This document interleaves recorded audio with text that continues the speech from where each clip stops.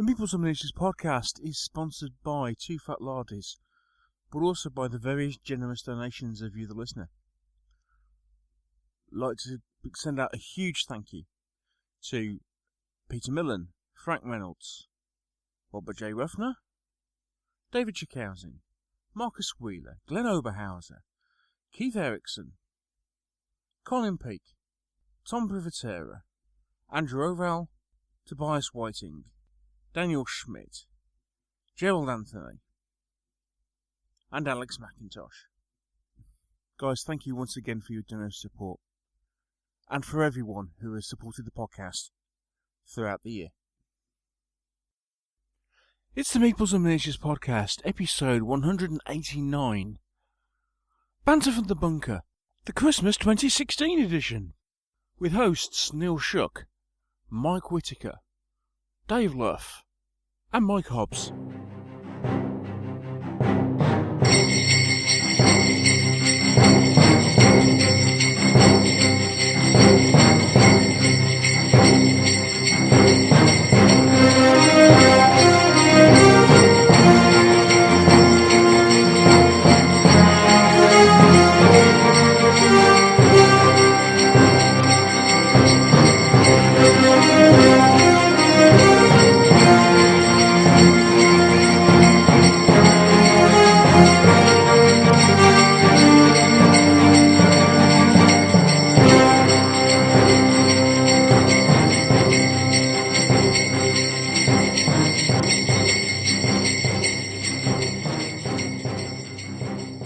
Hello, gentle listener, and welcome to the Christmas 2016 edition of the Meeples and Miniatures podcast, which has been recorded during the summer.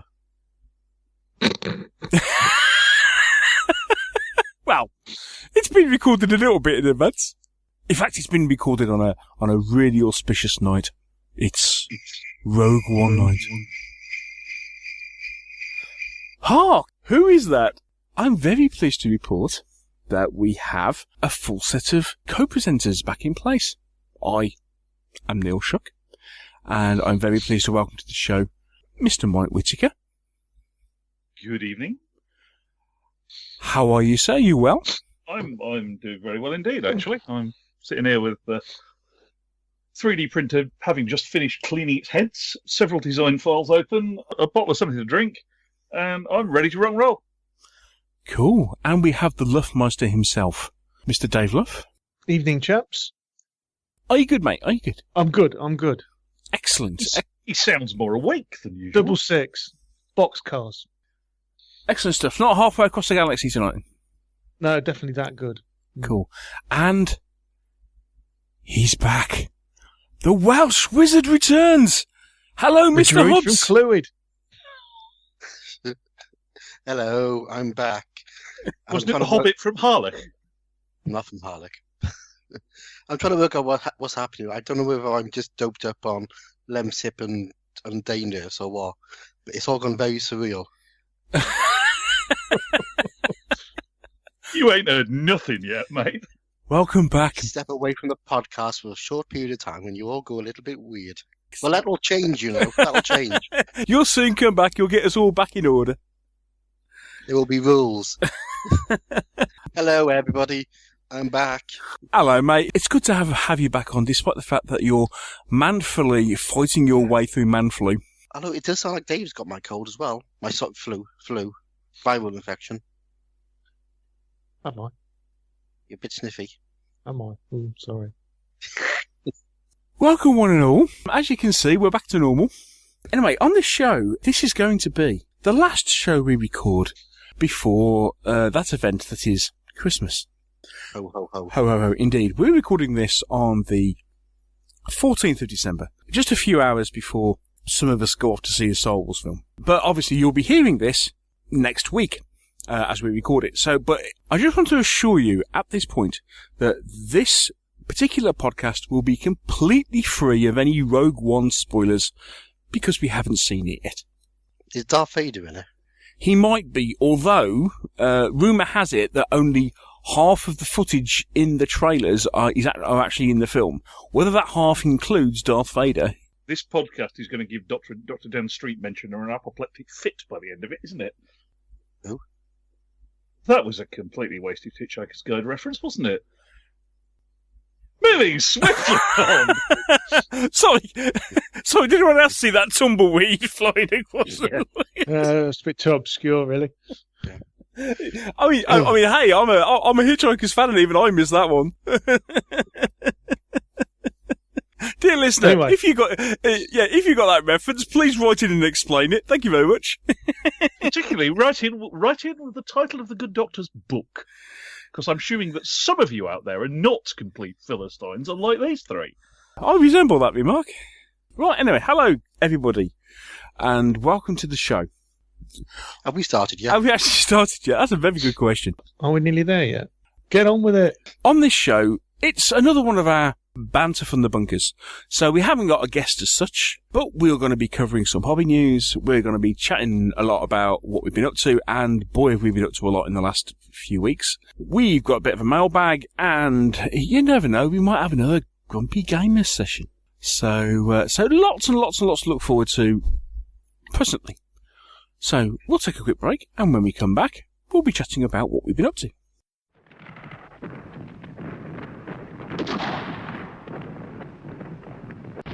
I must get through to Sergeant Watson's position. Jenkins, cover me. Sir.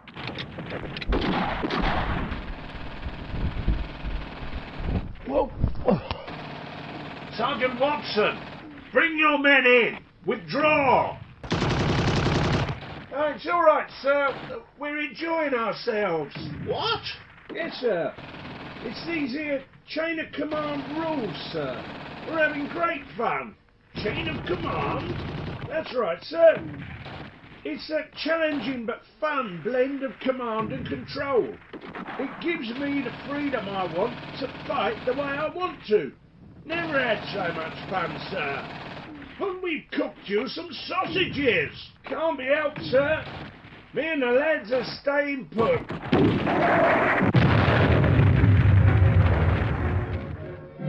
Chain of command, World War II, platoon level rules from two fat laddies.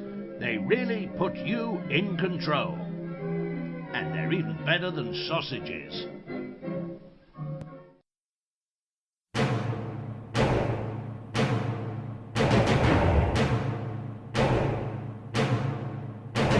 What have we been playing? What have we been buying? We might even have painted something. The Meeples and Miniatures crew reveal all.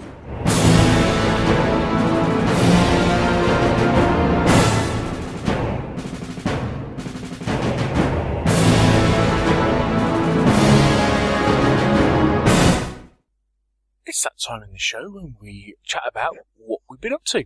And since he's not been on the show for ages and ages and ages, I think it is up to the illustrious Welsh wizard to lead us off. Mr. Hobbs, what have you been up to? Sod all.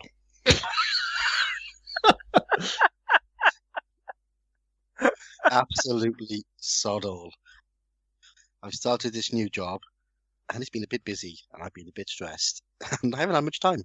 Yeah, looking at your Twitter output, that's patently untrue. Well, Twitter doesn't really count. I've been carrying on painting my Conan miniatures. I was going to say you've been painting your Conan miniatures. I mean, and been doing a bang up job of it, should I say, mate? It's Thank you very much. I've been most impressed. I've done 17 now, which means I've only got 198 left to do. Do you take commissions, or are you never going to want to see another Conan figure when you're done? I don't know. It's so far it's going well. I'm enjoying it because they're all different. I'm probably not going to paint the minions. I'm just concentrating on the heroes and the monsters and things. Oh, okay. Don't judge me, Shuck. I heard that judgmental tone in your voice.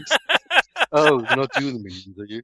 Can't be asked to paint 30 skeletons and 25 pirates and I don't know. No. I might do one or two. I'll see how I get along. To be fair, with the minions, you can get away with the appropriate can of army painter and some wash. Yeah. Yeah, a nice yellow colour. But we all know that I wouldn't do that. It's called skeleton bone, dear boy. Oh, no. No, I was thinking yellow and blue, but there we go. Anyway, yeah, so Conan figures, lots of those being painted. I've been playing Conan, as I think most of the world has. Mm-hmm. And I've had a couple of good games on 7TV. Have you played, Mike? I have not played Conan yet, no. But we do have a couple of gaming evenings lined up for Christmas, so... Excellent. It is very good. Played some 7TV, which really enjoy.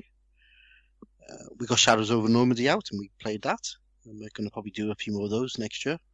Mm-hmm. And I've been messing around playing the Heroes of Normandy game on Steam.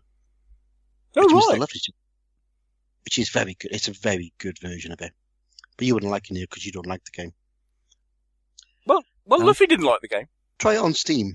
It might change your opinion. Plus, it'll also teach you the rules.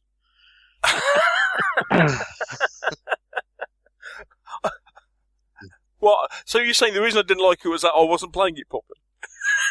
It's not for me to comment on the quality of the rules or the person who's playing the game. But yeah, I bought a few things. No, you shock me. Yeah. I bought some more flesh tones. So I just didn't have enough. You can never have too many. No. Why? At one point, did you find yourself painting in black and white? It was the little demon popping out the paintbrush, going, "You can't paint any more flesh. I've run out of pink." Yeah. And that, by the way, was a yes, we got that one. We got that one. You are so uncultured, you lot. What was the? We got that one. What was the phrase? I started that one. For goodness' sake! I mean, talk about lay it on with the trowel, mate. I mean, that was in the Colour of Magic, the very first book. What? Just after they went to the flesh pits. Anyway, so you bought some more flesh tones. Some more flesh tones. So I've now got I've now got all of the Foundry flesh tones. Okay, so as a complete matter of interest, because I was either looking at that or looking at because Vallejo do a 16 bottle kind of it. Well, they do two. They do an 8 bottle, and then they do a 16 bottle flesh painting set. Which sets have you? Well, you said you now got all of them, but which sets have you been using for your Conan figures? All sorts. Well, the females I do using the expert set, which is a 6 paint set. Mm. That's really good for doing sort of really light tones. I tend to use the Mediterranean and the North African tones quite a lot because they're nice and dark. I just change around. It depends on which figure I'm painting and what I think they should look like. Personally, I would go for the Foundry ones. I think the Foundry triads are fantastic. Really, they go really well together, and I tend to use those and just use a light wash, sort of thin down. I only paint a soft tone, but thin down the soft tone with medium. Don't use water, and that gives you some really good effects. That's what I do.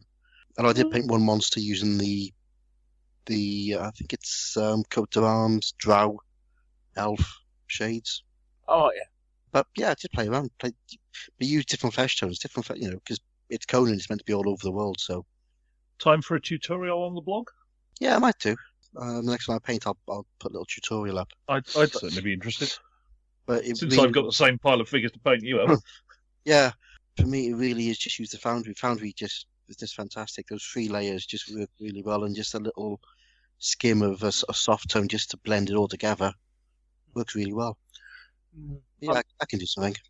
I'm getting more and more of a convert to Vallejo. I mean, Mr. Luff will be proud of me. Yeah, I mean, Vallejo are good. I mean, I use Vallejo for a lot of World War II stuff, but general painting, I use Foundry for everything, just because I'm lazy. Vallejo is just so much easier for not having to mix the colour, isn't it? I find the same with Foundry, for the Foundry ones, because you get your triads, and it means I can go back to a figure that if I start a unit sort of 5 years ago and leave it, I can go back and paint the same and use the same colours, and they match in. Because I do take notes as well, but just using it just seems to work. I don't mix paints anymore. I used to mix paints all the time and keep notes of 4 parts this, 1 part that. You never get it right, but with the Foundry system, it just works. Which is why I've got 100 of them. And they last forever and they give good coverage. Foundry paint, George. Thousands of them. Thousands of them. Yeah. All meticulously lined up properly. In boxes. Yeah.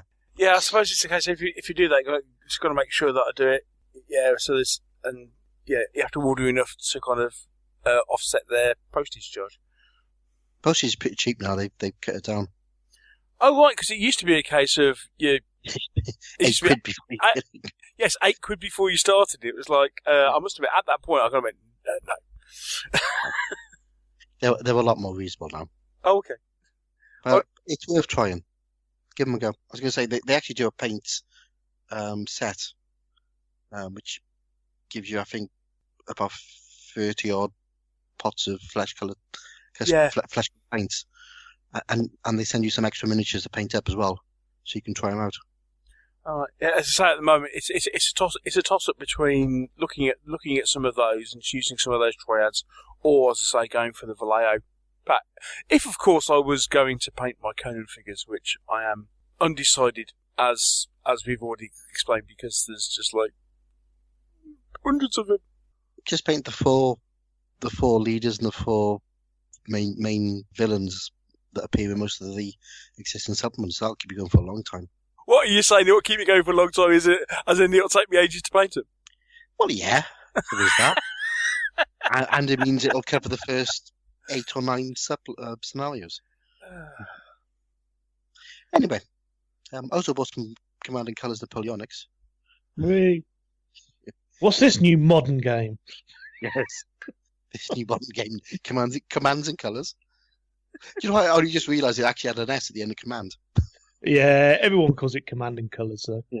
Yeah, so after the first one's turned up, so you got what have you got out and bought? I got the generals, marshals, and tacticians one. Yeah. And the Spanish army. Oh, right, so you started with the expansion one and you're moving forward? Yeah, I got 1 and 5 now. I just need to fill in the gaps. Yeah. So you got to get your Austrians, your Russians, and your Prussians. Yeah. Yeah. The reason I got the tacticians one was because it was like 35 quid on Amazon. There's 2 people selling it for 50 or 60, and one person had it for 35. And I thought, I'll have that. Yeah. Well, it's one to have because it's got the extra deck. Which is it's the tactics deck that you find in like what they do with like Great War and stuff like that. Yeah, it does completely change the game. I've got it. We haven't had a chance to play it yet because one thing and another, we haven't quite got around to doing it yet because every time I suggest it, Luffy's got some ideas of something else. Have I? Yes. Yeah, it's all your fault, though. Yeah, right. Fair enough. That's pretty much all I got. All I've done really. Not much. Oh, by the way, not much. So even when Hobbs like not done much, he's like done loads. Okay, so he says he's not done much. So this picture of you raiding Annie's shelves that turned up on Facebook the other week, what have you got to say for yourself regarding that then, Mr. Hobbs?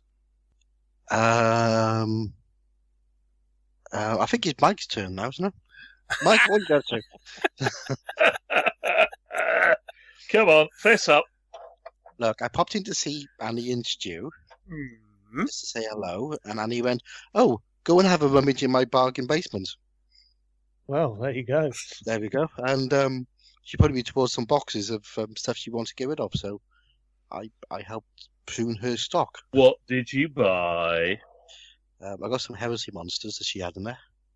Oh. And some otherworld stuff and some... shiny.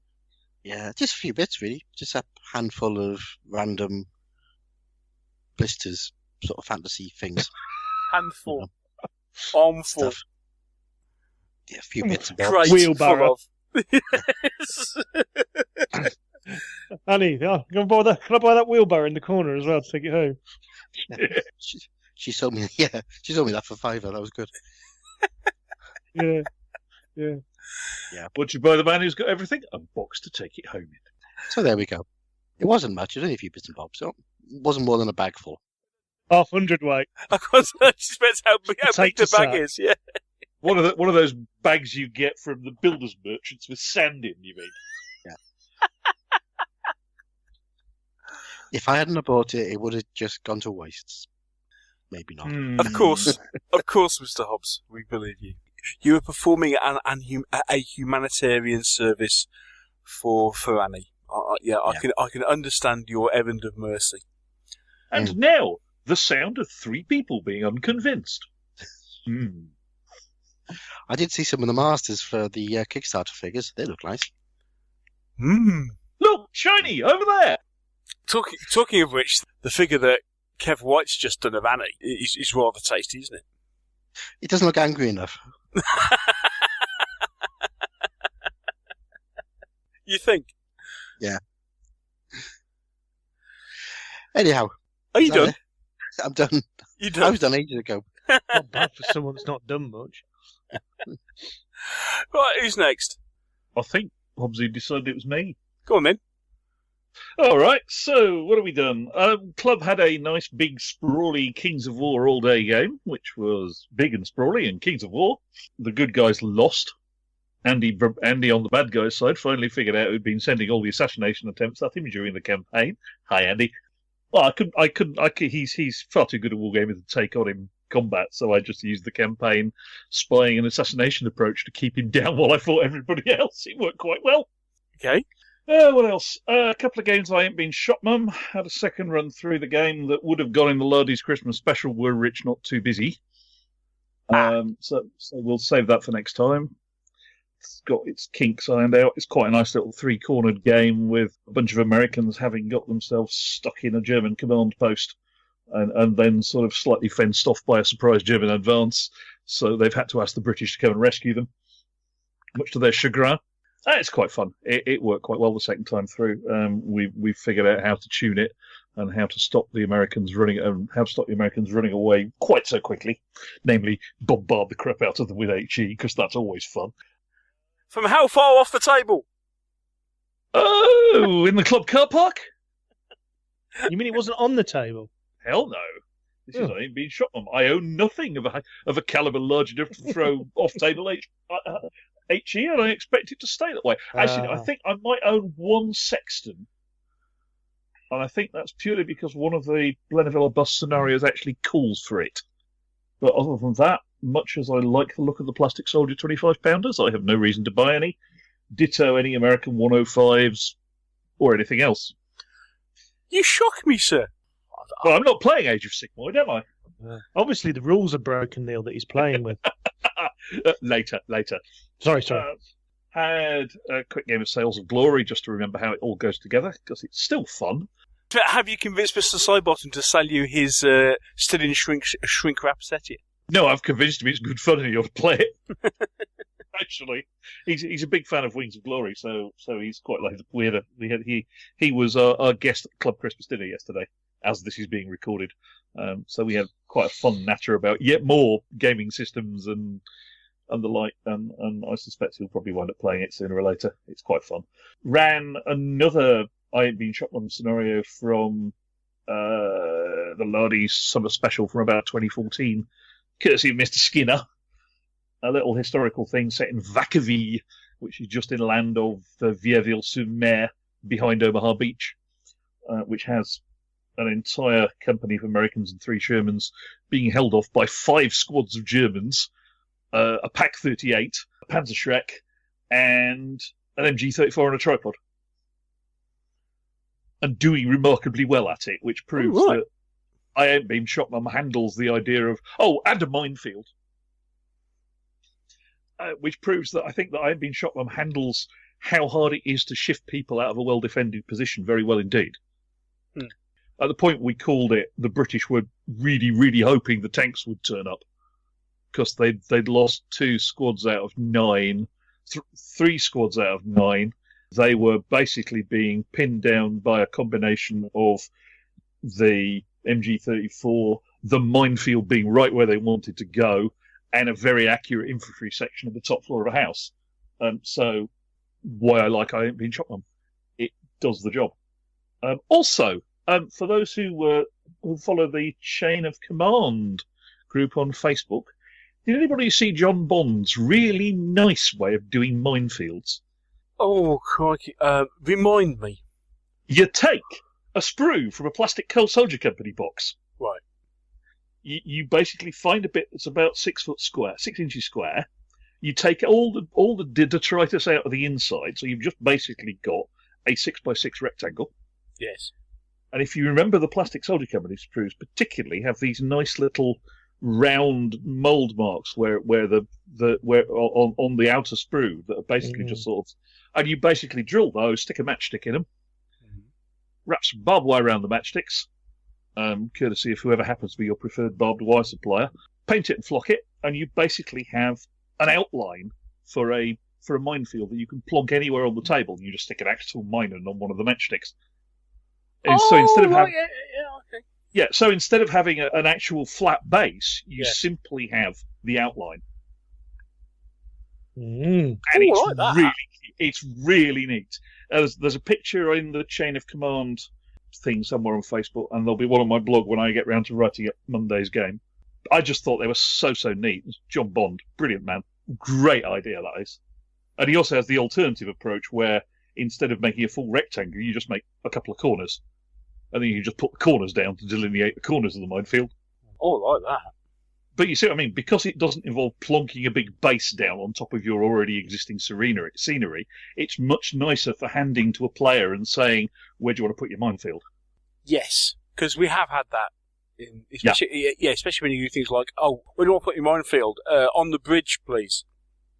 So you don't. You simply plonk your bridge is less than 6 inches long, so you just plonk your rectangle round the bridge. The bridge is mined. Job's a good one. Well, there you go. Can you put a minefield on a bridge? You'd have to go there, wouldn't you?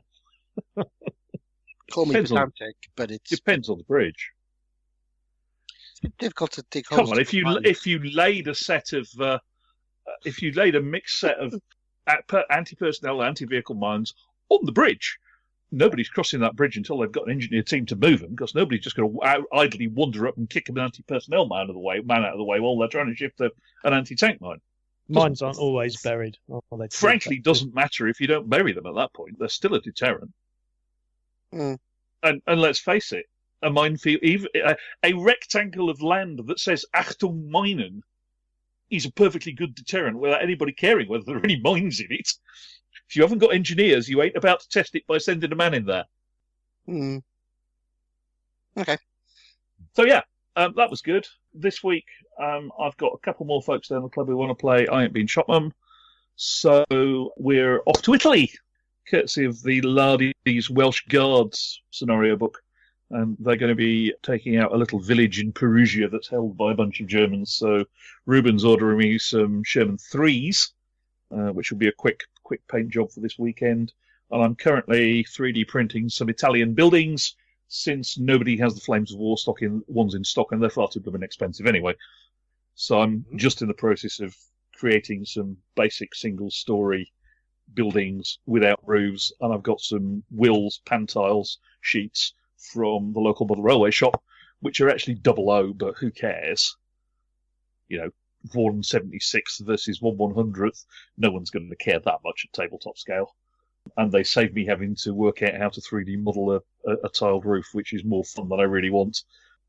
Modelling doors is hard enough. Yeah, so that is Mike Whitaker at Meeples and Miniatures for all those who do care the difference between 1/77 and 1/100th scale. This particular Italian tile factory had big tiles. Exactly. Big-ish tiles. I mean, look, it is 3 mil to full. It's about a third as big again, isn't it? Effectively for 00 versus, yeah. And to be honest, it's for the amount of effort that trying to model a pan-tile roof is. I'd rather pay those lovely folks from Wills to provide me with some pre-model plastic, even if it looks slightly large, because I'm pretty sure that the Flames of War ones aren't as precisely modelled as they might be either. So yeah, that's about it. The 3D printer is going to be busy because I've still got about 8 or 9 CMP trucks to print for the weekend as well. So you're not going to bother with Plastic Soldier Company's nice new kits. You're going to be a maverick and print your own. Well, having printed a couple of the 3000 weight ones, and gone, actually, those are really quite nice models, all things considered. Much as I love Plastic Soldier Company, and Marcus Bergman happens not to have done a Sherman 3, other than as a 76. So I'm buying their Sherman 3s. These are nice enough that, frankly, it's quicker to print them. Particularly since I'm not sure they're only just out, aren't they? Yes, they are only just out. Watch this space for the news, and we'll tell you all about them. And also, there is a certain degree of risk inherent in the postal service at the moment, I gather. Oh yeah. So rather than risk not getting them, I figured, given the beast is here, and will be sitting idle once it's printed my buildings, it may as well print me some trucks as well. I'm just impressed you're buying new Shermans as opposed to pressing your existing ones into service elsewhere. Yeah, except that I kind of wanted to do them in the modern blue-black camouflage scheme. Oh, okay. Because all my Shermans are a mix of M4s in American livery and Sherman 5s in Normandy colours. I quite like the Italy light modern blue-black camouflage, and it's not that hard to do. Vallejo do the light mud, and the blue-backs fairly easy to do. In fact, you could almost just get the Plastic Soldier Company M4A2s seem to be pretty much cast in light mud. If you were really lazy, you could matte varnish them, and it would probably look all right. But I shan't. I'll give them a quick spray undercoat and a dose of Vallejo light mud, and then just camouflage them up. They shouldn't be too bad. I mean, those Plastic Soldier Companies are so nuts. Kits are so nice and easy to put together. Have they redone the tracks on the Shermans now? I guess I'll find out. Ruben at PE2 Collectibles was ordering me some tonight. In fact, they will be arriving on Friday. Right. Okay. Yeah, I'll be interested to know because I know put the original ones together. They were talking about doing it for some of them, weren't they? Yeah. Was it the Panzer IV? Yeah, because the original Panzer IVs are a bit of a pain. The one I built, a massive gap. Yeah, and it was the same with some of the Shermans. No, it's the Panzer IV and the T-34 are the two they did one-piece track updates for. Ah, right. Their entire Sherman range basically has the same wheels and tracks at one end of the sprue, and then everything else changes because they do M4, M4A1, M4A2, M4A3, and M4A4 now. Yes. And I think they do the M4A1 in wet and dry as well. They do. Yes. But funny enough, the T-34 and the Panzer IV were the first two kits they did. So obviously they must have changed the way they did tracks after that. So. Yeah. Well, no, the Sherman ones are, from what I remember from doing the M4s, just meet up a bit better. Yeah. The Panzer IV ones left this horrible gap, and I couldn't work out a way of not having them leave a gap. Anyway, that's pretty much me, I think. Okay, well, Mr. Luff. What have you been up to, mate? Conan. Conan with a group of us. Conan and Conan with a group of us again. I'm starting to see a pattern here. Yeah. So do you like it? No, it's awful. Yeah, I said that as well. It's rubbish game. Terrible game. It's rubbish. Hate it. Yeah, shoddy rules. Shoddy. Yeah, shoddy work. It's oh crikey! It's like heroin, isn't it? It's terrible. Yeah, can't stop playing it. It's great. Yeah, and then we played Kingsburg, didn't we? The other night. We did with a group of us, which was quite good. And we've been playing because Neil and I have been busy doing other things like talking about stuff for podcasts and other bits and bobs. So we ended up playing some Magic the Gathering, didn't we? Yeah, we used to play quite a bit. Yeah, Magic the Gathering. Yeah, there's a thing there about Magic the Gathering because obviously, I think they must have realised at some point in time. Now, I'm only assuming this was the marketing strategy, but they realised as the game had progressed, the people that played it were getting like older. And they had kids and families and etc. And they didn't want to spend, most of their disposable income on collecting small cards, but they still liked playing the game. So what Magic did was they brought out dual decks, which are supposedly, and we haven't found really that they're not yet, that they're balanced decks. You fight with one, your mate fights with the other. And that stops you having to buy loads and loads of cards in an ever-increasing arms race. Yeah, but I'd say it stops the arms race, doesn't it? That's right.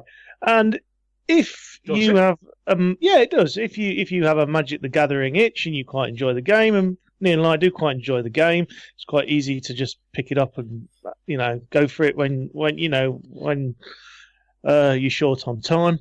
Yeah, it's good, isn't it, Neil?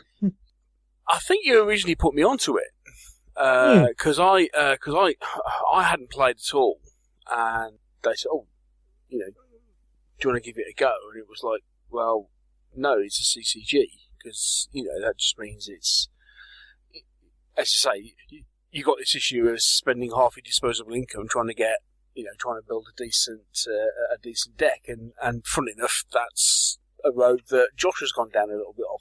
But let's face it, Wizards of the Coast knew what they were doing. Gamers are inherently addictive personalities. Yeah, but having said that, as you say, if you don't want to do that, then them turning around and going, okay, right, we'll bring out these dual decks. And I bought a couple. I mean, funny enough, stupidly, some of the dual decks are now worth an awful lot of money. Yeah, they're ridiculously, because they bring them out. I don't know what the release is on them, and I don't know if they've released any recently, but they only bring them out sort of like, I'm just guessing here, one every 3 or 4 months. Neil, what would you say? Yeah, something like that. I think it may be they. Whenever they bring out a new wave of cards, they bring out a couple of either 1 or 2 dual decks at the same time. And some of these dual decks now are absolutely ridiculous if you can even get hold of them. The money that they're changing hands for is absolutely crackers. So there we go. I've killed my next business venture. Buying dual decks and sitting on them for 10 years and then selling them worldwide. Scratches an itch. And actually, I was converted. It is actually a decent game. Once they taught me how to play it. I mean, Dave argues that, they're definitely a balanced game. Given the fact that I think I've only beaten Dave once, they're obviously completely balanced because you lose. The status quo is maintained. What normally happens carries on happening. There we go. Oh dear, I feel terrible. Don't feel terrible, Dave. I've never actually played any collectible card game. Well, yeah. Join the club. Well, there you go. We'll have next time we meet up. We'll bring the dual decks and we'll have a game. Because it is really quick. Maybe do a little review of them on a future podcast. Yeah.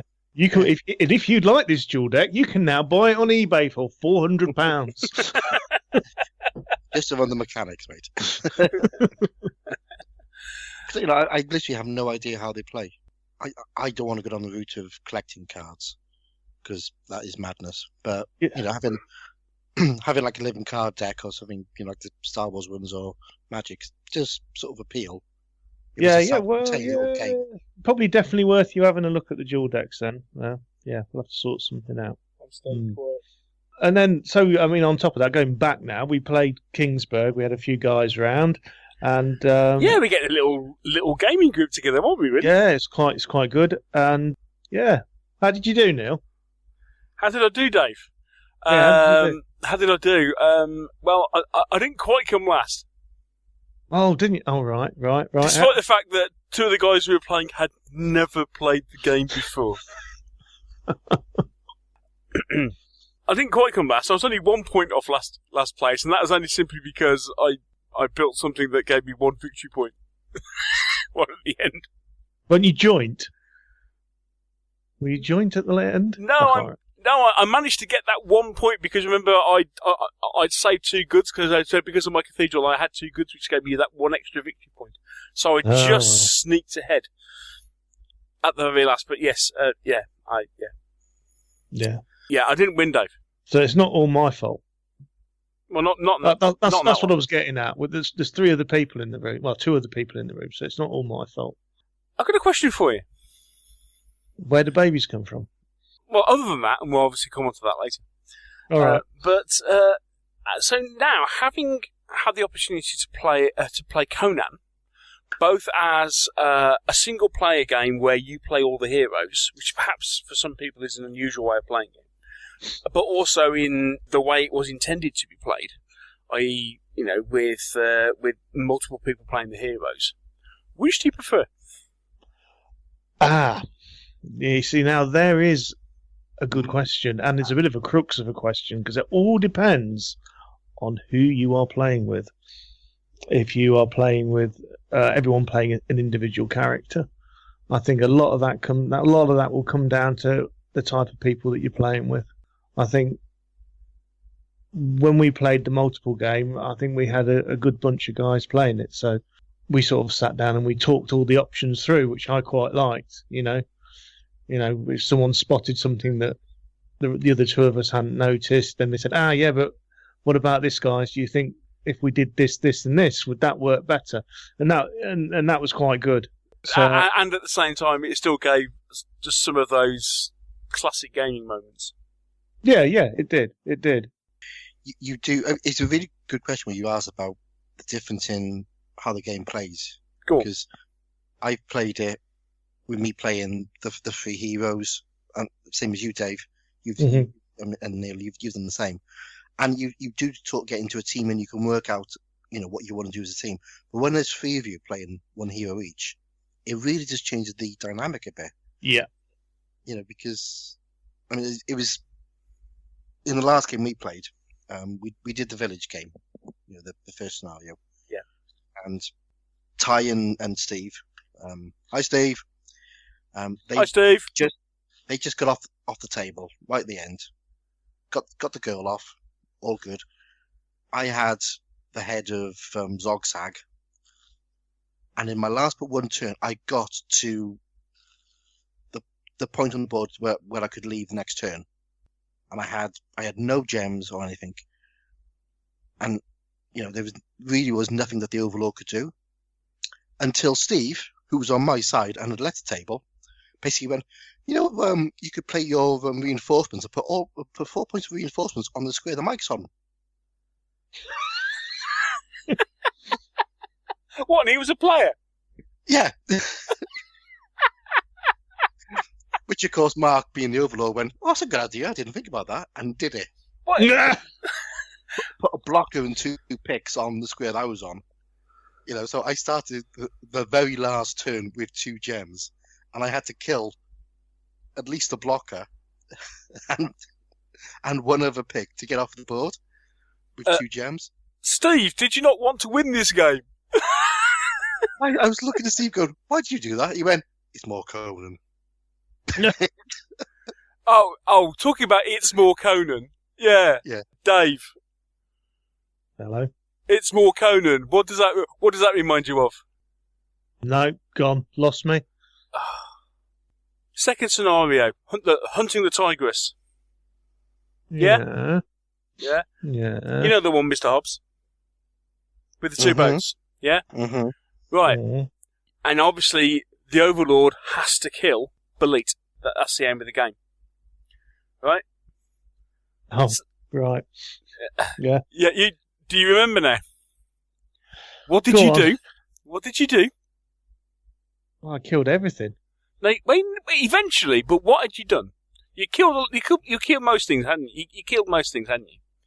Yeah, in about the first 2 turns. But it was about turn 6, and he just killed the demon that that Scuthers had turned into. And so, in good Conan style, what did you decide to do? I can't remember now. What did I do? What did you do? You decided to hide in the boat. To say, the bottom of the boat. Yeah. In the bottom of the boat to say, I can hide here for 2 turns, and you got to come and kill me. Ha ha. Well, Conan was thinking about defending the what's his name? What was the name? Belit. Did you have? Yeah, he was thinking about defending her rather than his own safety.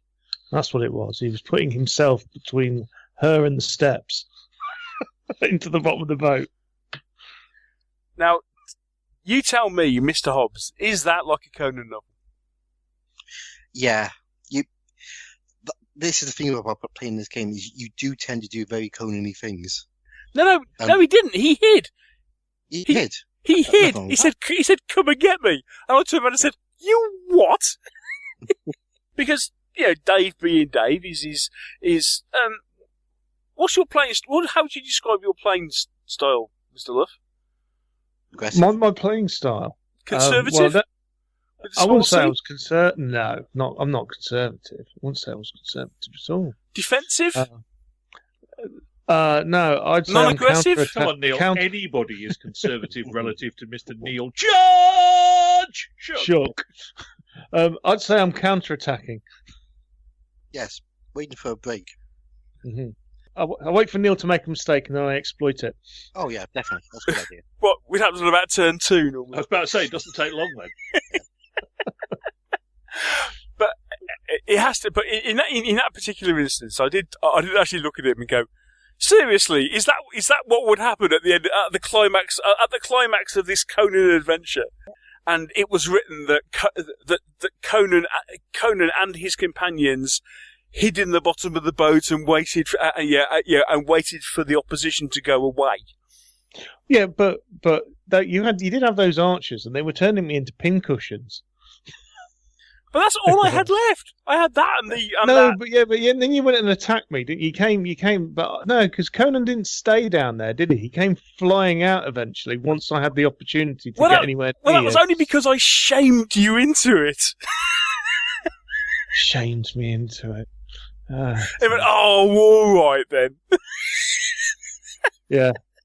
There you go, Mike. You got all this to come. Yeah. I did actually. I remember saying that. Yeah, I did. Yeah, he was going to throw his toys out the pram, Mike. So I was just like, okay, I'll come flying out at you. That aside, it is an interesting point of the difference between playing it as a group and playing it as a single, Overlord versus one player. I enjoyed playing it, all the characters. Yeah, very much so. To answer the second part of your question, but I think if you've got the right group of players, I think it can add extras to the dynamic. Having said that, if you've got the wrong type of players, I think it could be enough to make some people that have never played the game go, I don't like this game and never want to play it again. Yeah, we need to pick your friends. Exactly. I'm just thinking of certain players that I've known and Neil's known over the years, and yeah, it could have been nasty, but yeah. No, good game. Is that it? Have you been doing any painting in anything other than 1-to-1 scale? No. Sadly, my US Paras are still sitting on the desk, no further along. Oh, unloved. Yeah, I have. Funnily enough, actually, been looking on Steam of all things because my mother plays Ticket to Ride, which is a board game that we've played for years as a family, and she announced to me the other day that her Ticket to Ride wasn't working properly, and it was all because she wasn't playing directly off Steam, and I don't know, somehow the program hadn't been updated and it kept crashing. So I didn't realise. Put Steam on, reloaded it, all the rest of it. And while I was doing that, I suddenly noticed that Steam now has a board game section, of its entirety on its own. It's not just mixed in with other things. It's got a board game thing. And now the first thing I looked at is, and I haven't fully checked it out yet because I didn't have time, but it started on the 1st of December. It's a free-to-play, and it's called Tabletopia. It is, and it is a virtual tabletop. It is. There's something like 300 games on there already at the moment. You'll have to help me, Neil. There's a game on here that I recognise. Was it called Villages or Villagers? It was a worker placement game set sort of medieval times. Me and you have played it. Is that one we played with John Bennett? Is that Village? Village, yeah. It's got really nice coloured meeples and lots of nice coloured wooden bits and really nice sort of colourful artwork, and you send your workers off to do different things, and then your workers die off. Yeah, that sounds like the first time someone has used the word meeples on this show in the way it was intended for about 3 years. Oh, harsh. But yes, so anyway, they've got. But fair. Yeah. So they've got that on anyway. So straight away, and I was like, "Oh, I forgot that game even existed." I was like, "Oh, I remember I really enjoyed that game and was always meant to buy it, but I think it went out of print something or something like that." Anyway, and there's a few other games that I vaguely recognise, and I thought, "Oh yeah, that's quite interesting." I haven't looked at it yet, but there you go. There's for people to have a look on Steam. It's called Tabletopia. It hasn't actually got any of the rules on it. It's not AI led apparently. So if you don't know the rules of the game, then you will not be able to play it. Right. Simple as that. It literally is a tabletop simulation. So the game doesn't run itself. You are playing the game as you would a board game. Just so happens you're playing it on a screen. Does that make sense? All right. So for each thing you buy, you effectively got all the bits, but you have to know how to play the game. You have to know how to play the game and move the pieces and the relevance of moving pieces, because there's no computer will, no AI in there that will step in and go, you can't do that. You can't do that. Did that wrong. Oh, okay. Yeah. And then I kept looking through and I found Risk. I found Stratego. I found Victory and Glory, Napoleon, and obviously, which one I've had for ages, is I've had Twilight Struggle, which I think last time I played it is just about there now, as a playable decent game. Right, so this would be the Twilight Struggle that I backed on Kickstarter. For the computer version of the game. Yeah. And I'm still waiting for them to produce the Android version, despite the fact that the PC version and the iOS version have been out for ages. Yep, that'd be the one. Can I just say, harumph at this point? Okay, I just want to point that out there. That there I was. I've gone out there. I invested my $40 with GMT, and they have produced 2 of the 3 versions, and everything has gone very, very quiet. Very quiet. Harumph. Also, they've got Game of Life on here. Can you remember Game of Life? What, the old Hasbro? Yeah, Game of Life's on here. It's a new revamped version, the official version for 2016. It came out on the 13th of November. Oh my word! Hold me back! I must get on there immediately and play Game of Life. Roll the dice. What's it? Roll 6 to start. Oh, that'd be it. You be finished, Neil. And as Neil, as Mr. Hobbs has already alluded to, we have Heroes of Normandy, which I have been thinking, you know what? As a computer game, board game, when Neil's not about and anyone else isn't about, I might buy that. Give it a go, mate. It's good. It might be 22 quid, but it's looking awfully tempting. It's got a nice campaign built into it. It's got all the cards. It teaches you how to play the game. It's really, really, really good. There you go. I play it a lot. Well, there you go. I might be tempted then. And then, of course, we've got Blood Bowl for anyone that's a Blood Bowl fanatic, which I used to play on the Steam actually years ago, which is still quite good. And now, what else was there I was going to mention? Battle Law. Battle Law. Is Battle Law on here? Yeah, Battle Law Command. Here it is. It most certainly is. I've got it. Now there's one other thing that I've just stumbled across. Is the Forest of Doom's on here? I'll tell you what else is on there. The Final Fantasy book. Oh, yeah. Wow. Tell you what else is on there. Mm-hmm. Napoleon Total War. Oh, yeah. I've already got that. Got all the Total Wars. I was just talking about board games, really. But okay. I'll go away again. On there. Back in me hut. Yeah, sorry. Look, we can go away and talk about Time Commanders later, all right? That was going to be my next thing, actually, Neil. Just steal my thunder. No spoilers, please. It's sitting on the recorder and I haven't watched it yet. Yeah, I've got to catch up with it on iPlayer. Okay, Mr. Luff, you can tell me, is it any good? Yes, all right. Right, moving on. No spoilers, please. Yeah, you expect who is it? Is it Greg David? No, what's his name? Who's the guy? I can't remember the guy that sells groceries all the time. Celebrity greengrocer. I've got his name now. Greg Wallace. Greg Wallace, that's it. Not Greg Davis. Greg Wallace. Greg Wallace. He was very good at doing it, actually, to be fair.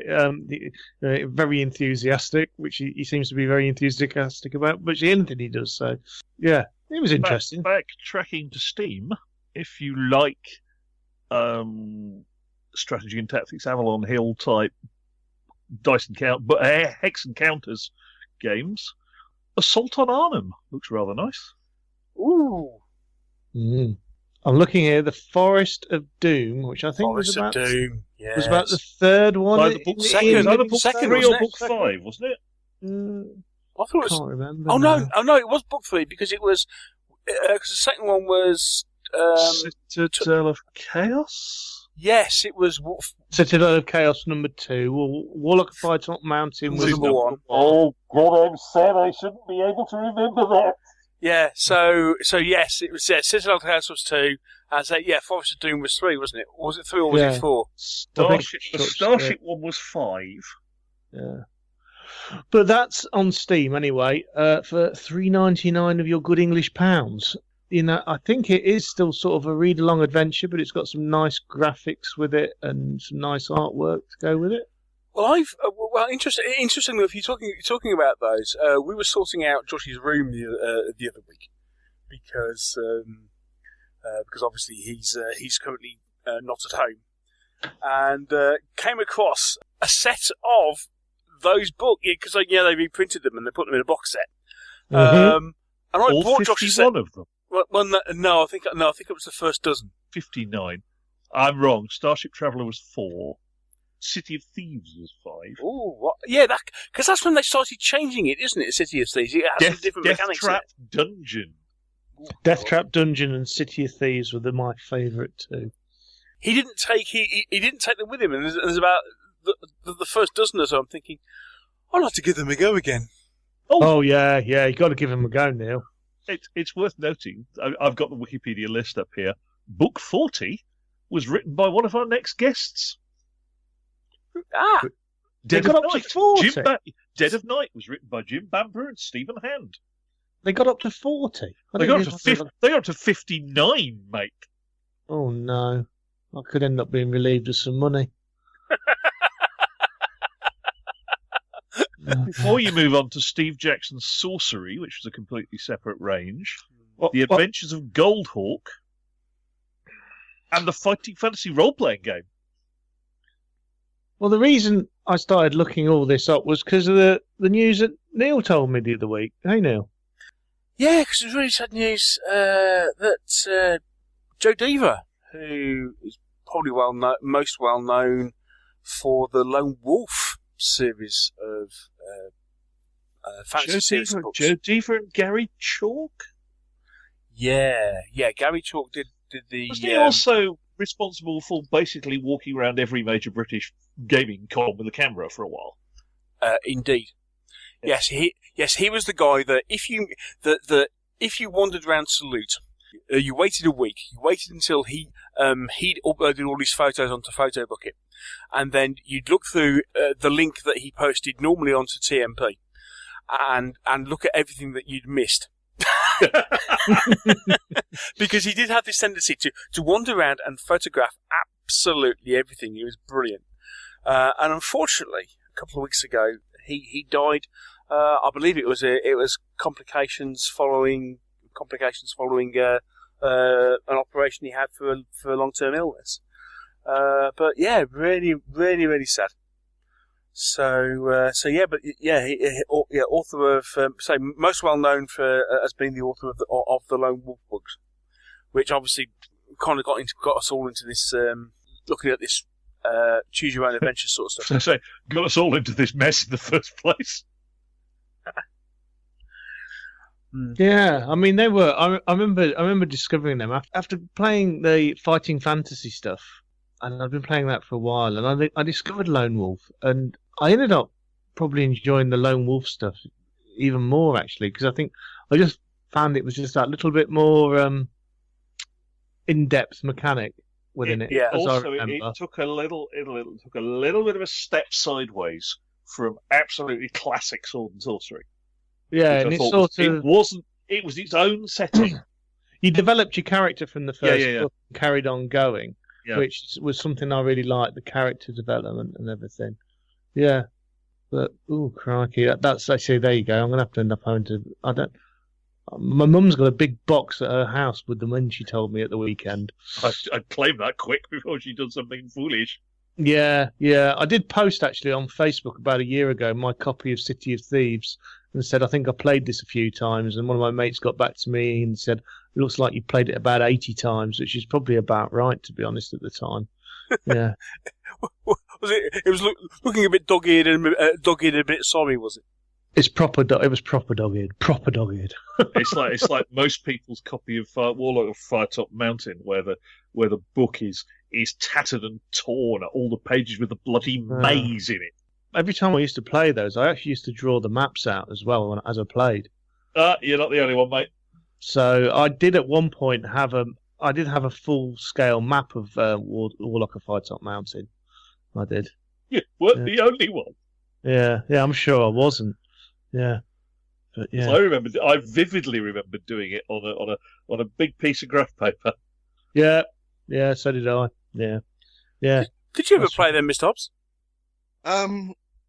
Yeah, now and again I used to play the fighting fantasy ones. Read. But I didn't really do anything else. I don't think I ever actually played Warlock of Firetop Mountain.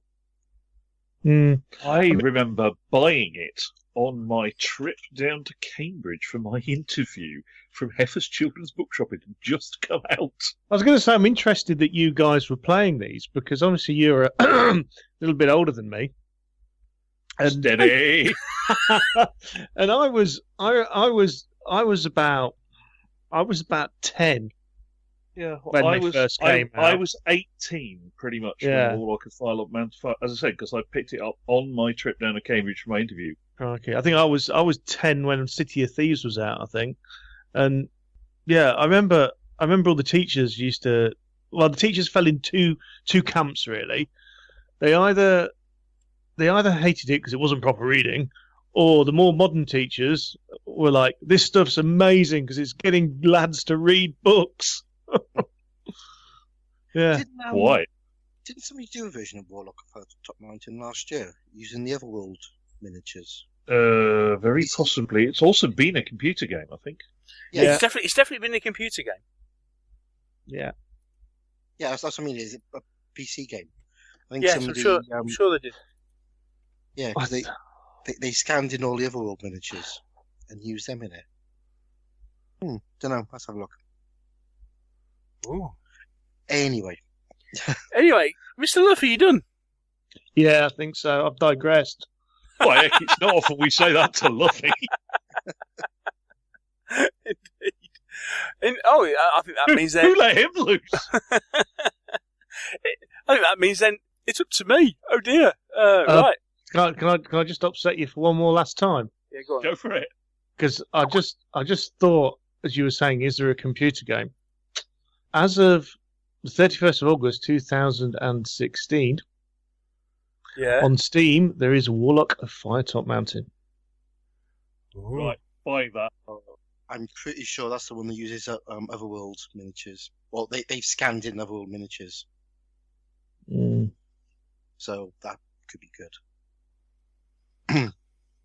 Anyway, there you go. Yeah, I think the thing is quite often I end up doing like hobby-related stuff probably a bit more than I actually realise. And you just don't talk about it. Apart from, well, I always think of it that, going to a show or just playing a game, as in a board game or a war game. But actually, quite often I'm always sniffing about going, because obviously I'm a little bit more sort of like computer games orientated as well. I'm sort of like going, oh, crikey, I remember that old game and they've made it into a computer game now. Yes. Anyway, There you go. What you been doing, Neil? What have I been doing? Good question. Conan, O and Conan. That's a guess. Actually, I've been doing even more than that. I've been gaming without Mr. Luff. Horrors. Have you? I have. Games adultery. You haven't told me about this. I feel so cheap, Hobbsy. doesn't have to tell me anything, mate. Fancy some popcorn and a beer, Hobbsy? This may take a while. He's been playing with his other friends, Dave. Yeah, typical. Yeah. Well, I mean, other than playing Conan to death with... no, we haven't played Conan to death with Mr. Luff. We've just played it a lot. We kind of got distracted from stuff that we were meant to be doing and got playing Conan. Yeah, like our campaign, which people have been going, are you going to do your campaign? And Neil's been going, we really need to revisit it in the new year. Yes, we do. We do. And it's not because we don't want to play it, it's just we've been distracted. And the stuff that we said we would do, and then we got distracted, and then all of a sudden it's gone. It's moved on, which is something we'll move on to in the news. But all of a sudden it was like, what? What happened there? It's all Neil's fault. Yeah. Anyway, yes, I've been doing a couple of extra bits and pieces. As you may have noticed, if you follow the blog and on Twitter, I entered the tournament. He's gone all dark side on us. Yeah. There's no hope now. That's it. Did you win? Sorry. I was thinking of something funny. Sorry, I should have been on mute. Go ahead, Neil. How did you do, Neil? How did I do? I won something. It was... Was it flat and made of wood? No, it wasn't flat use at it all. for making the Christmas pudding? No, you can't do that because it's got paint on it. It's got paint that says wooden spoon in the day. Oh, right. No. Right, okay. First off, a shout out to a really good hobby shop, actually. It's Galactic Models up in Derby, who... It's a real shame that it seems that they arrived in Derby after I stopped working in Derby. Otherwise, I'd have been around there an awful lot more. They've been open 2.5 years, there or thereabouts, something like that. They do gaming, modelling, trains, all sorts of stuff, and they do. They got, it appears, quite a vibrant X-Wing community. Because I turned up and an awful lot of the guys who were playing on the day seem to play there all the time anyway. And they have they have an in-store league going on and various other bits and pieces. So it was an interesting day. I must admit, when I turned up, I fully expected to come last, and I did. But it was a really good day. I just dived in and thought, I'll give it a go. And see what happens, especially since, because, as has already been hinted at by the fact of, Dave turning around and going, what are they going to see that film for? Dave's not a big Star Wars fan. But I thought I'd dip my toe in the water and find some different opponents. It was a really good day. Other than the fact that I got, completely trashed, which as I say, in itself wasn't really the main idea of the day. The main idea of the day was to go along, play a few games, meet a couple of different people. But it is really interesting. I wrote a blog post about it today. It is really interesting how the fact that as tournament players, as serious tournament players, they start. You look on the Facebook pages and the various forums and stuff that these guys are on, and they're constantly discussing. All the components and all the synergies and various other bits and pieces. That incredibly irritating phrase, the current meta. The current meta, yeah. I'm not a meta player. It's all about the meta, man. It's all about the meta. It's all about the meta, yeah. I mean, okay, they're about to release Wave 10, Fantasy Flight, and, in theory, it's a tournament game, so I only own ships up to Wave 3, because... that's when the proper films finish. And I approve. And it got to the point where you got the A-wing, the B-wing, the TIE bomber. You got Millennium Falcon. You got the you got a Slave One. That's all we needed. That was it. And okay, I'm a bit tempted by the Tantive 4 and the and the Rebel cruiser, not the cruiser, the Rebel freighter. But that's all you need, because that's all that appeared. If it wasn't in Return of the Jedi, you don't need it. And the argument should be that if it's balanced, I should be able to build a squadron from what I've got and compete. Yeah, don't worry, mate. Say, and the result was? And the result was, other than the fact that it became almost immediately apparent that I am crap at I'm crap at formation flying because I keep flying into each other. And I had instances straight out of Empire Strikes Back, like, "Ooh, who put that asteroid there?" It was a good laugh, but it's interesting. Even if you don't use the current ships, I think a lot of the newer upgrade cards that they've released for the game very much changed the interplay of ships and the interplay of pilots. So, like any collectible game, despite the fact that Fantasy Flight would argue to the contrary, that it isn't a collectibles game, unless you keep up with unless you keep up with things, you're gonna have a hard time. You're gonna have a hard time, unless, of course, you turn around and just say, "Well, I'm not going to bother." As a glutton for punishment, and you will giggle at this, I have actually bought an entry into the X-Wing Regional at Battlefield Hobbies next year. Oh, you kept that quiet.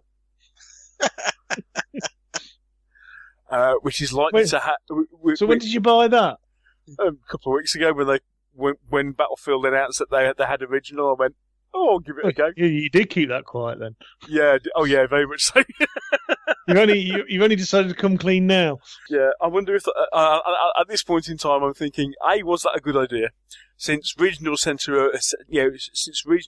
to attract like good players, and B, I'm wondering if they have a wooden spoon for that event as well.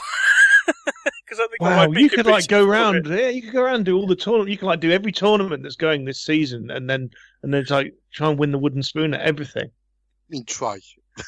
become like the Paul Hollywood of X-Wing. So that was one thing, and then the other, I had a gaming weekend down with Josh, and we played Conan, which Josh really likes, and one of the other things we played an awful lot of, which is something that I thought, oh no, we haven't played that for a couple of years. And then discovered that the last time we played it was like 4 years ago. It's like, blimey, it didn't feel like that long ago. Lord of the Rings is a card game. Really? That long? Yeah, it's been even longer since we last played it, mate. But yeah, the last time because, I'm just kind of a little bit anal in the fact that I record all my plays on Board Game Geek. I look back at the last time I played it. It was like Christmas 2012. It was like, you're joking. Oh dear. Of course, I mean, it is a fantastic game. I mean, again, it's a Fantasy Flight living card game, which means that it's a collectible card game, except it isn't, because it isn't blind purchase. But having said that, if you want to keep up with the current meta, although it works slightly differently, but yeah, I'm about 2 adventure sets behind now. If you kind of look at it, 2 cycles or whatever they call them. Still a great game.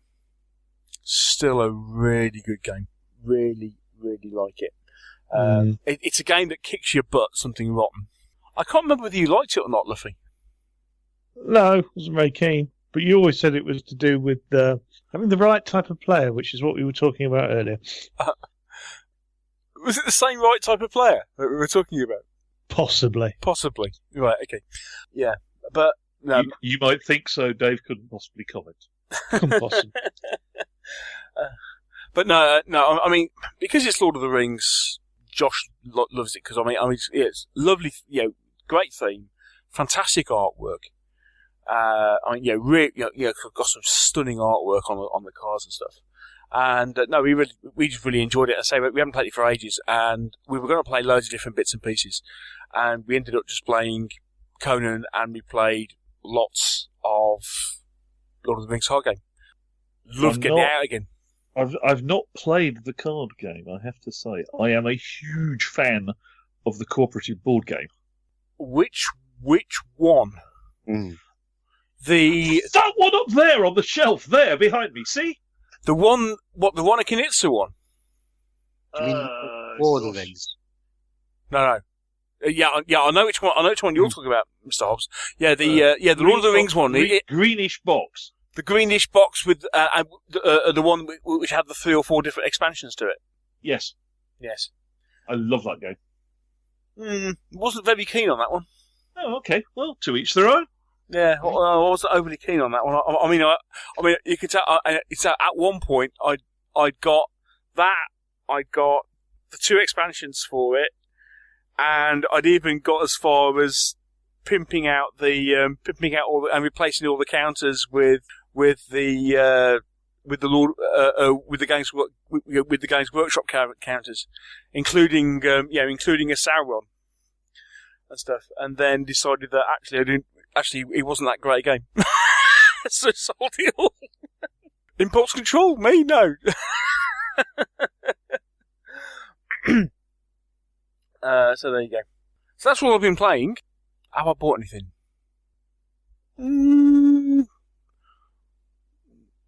I might have bought an extra expansion for the Lord of the Rings card game because you're struggling to get hold of it. So I saw it and bought it, which was one of the. Oh, I forgot things I bought. Saga expansion. You forgot things you bought. Okay.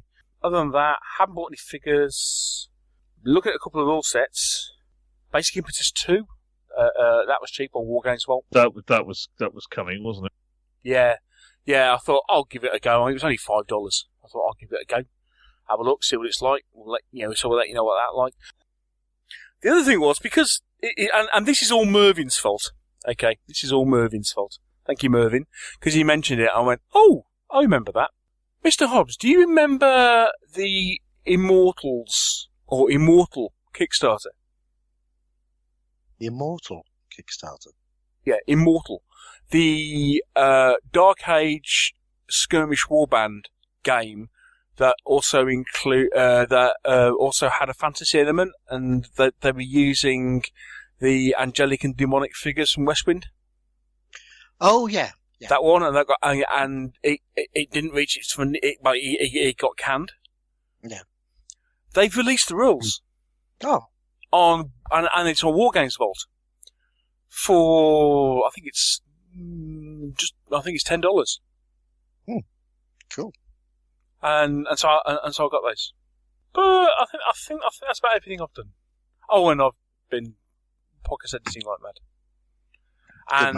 And then starting to and actually trying to catch up on my review backlog, because I have an awful lot of I have a quite large backlog of stuff I need to review. Really sorry if you've given me stuff or sent me stuff that I haven't reviewed yet. I'm trying to catch up. I've got loads of books to read and loads of rules to catch up on and review. So when I'm not been podcast editing, rather than painting, I've been reading rule books and stuff, and so hopefully we'll get a lot more reviews out in the near future. But that's what I've been doing. Will these be nice, well balanced reviews? Of course. They will be. They will be. You know, I will be. Independent. Independent. Unbiased. Excellent. Yes. That's what we want. Yes. So, yes, I will be. Yes. But, yeah, so there's a few of that. Hopefully a few of those going to be up in the near future of all sorts of stuff. I mean, we've got some buildings and we've got some figures and all sorts of stuff to review. So that's what I've been doing. That's not a short segment, wasn't it? Yeah. Bit of a mammoth one.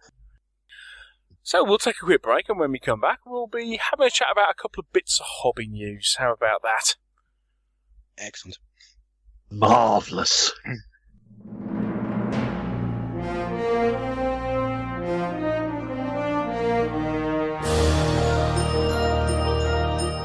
Announcements, new releases, Kickstarters. What's caught our eye? It's time to catch up with the Meeples and Miniatures hobby news.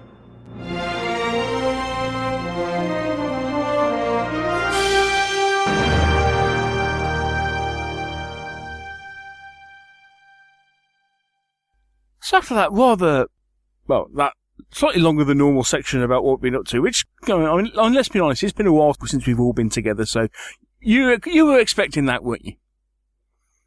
Well, at least I hope you... Neil. Yeah, come on. So, anyway, here we are with the news. And so what we're going to do in this one, we're just going to pick a couple, 2 or 3 items of news, and we're going to chat about it.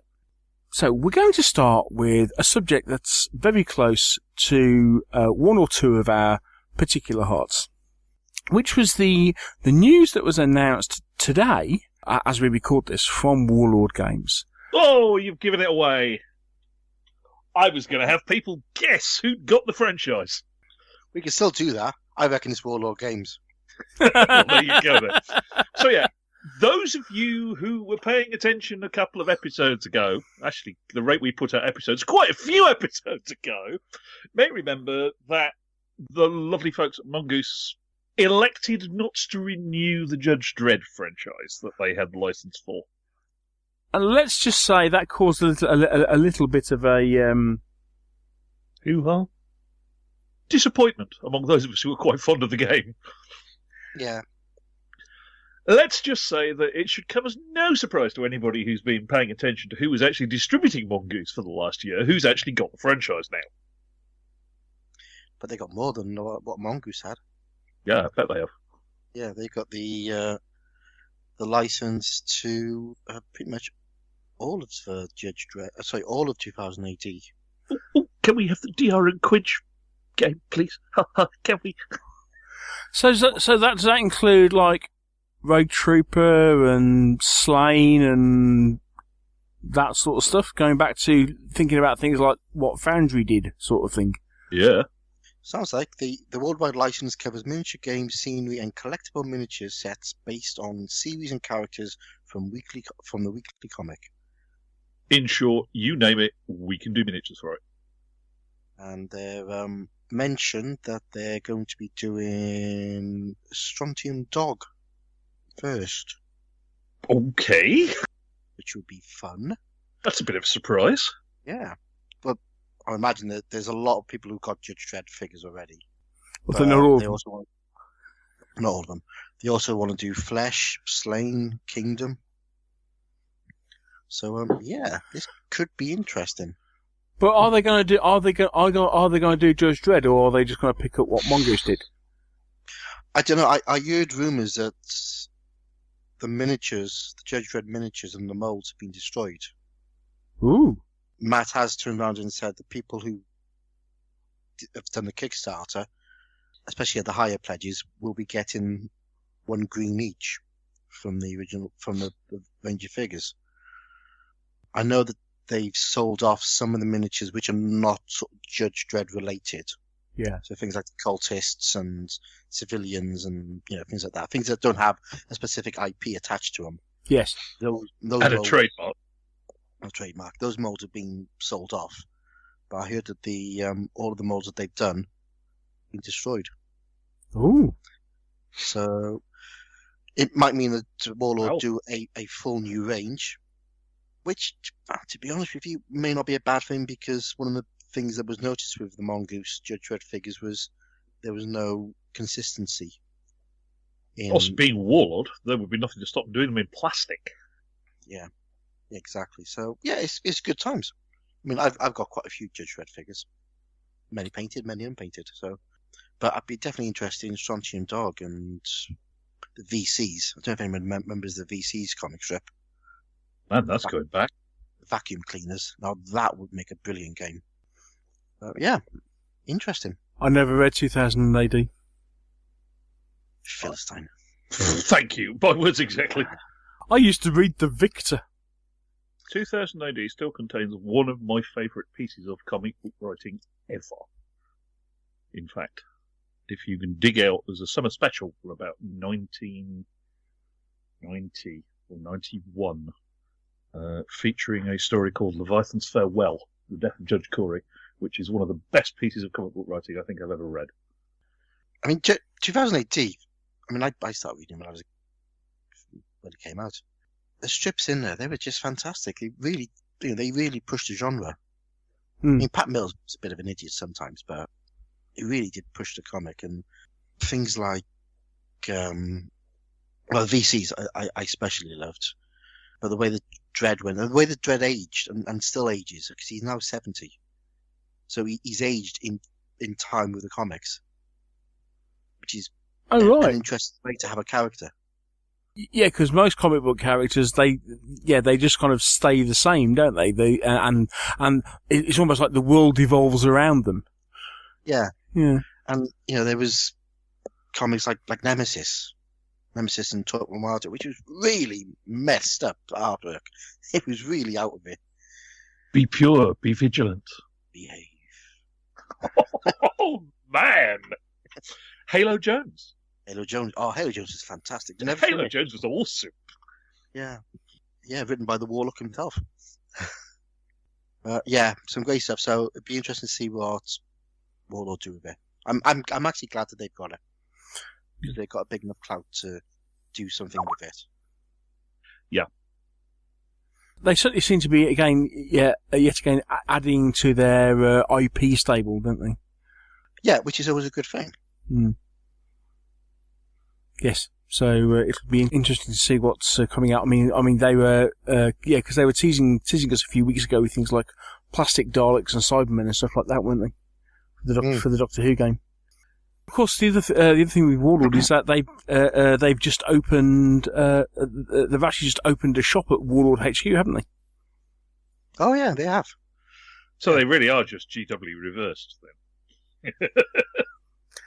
I couldn't possibly comment. To quote a comment from whoever it was many mailbags ago.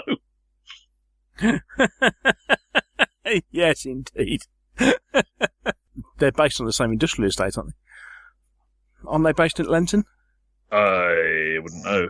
The sum total of my visits to Mecca have been to the old foundry premises.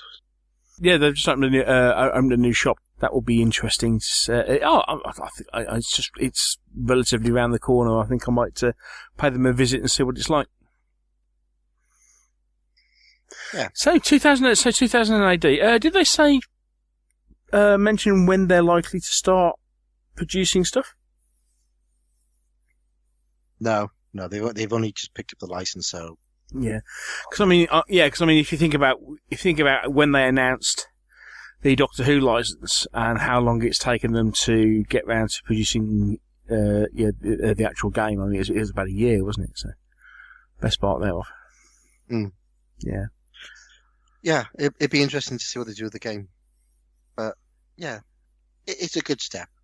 So that's 2000 AD. Then we have Plastic Soldier Company are finally are not hanging around, actually.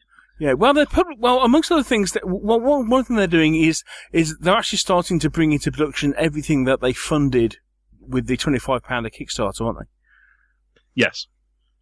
Which means that the Canadian military pattern 3/4 ton trucks, which are basically the thing you throw your British infantry in fact, your Commonwealth infantry of whatever Commonwealth nation into for anything from halfway through the war onwards, are now available in 15mm and 20mm 1/72, call it what you will.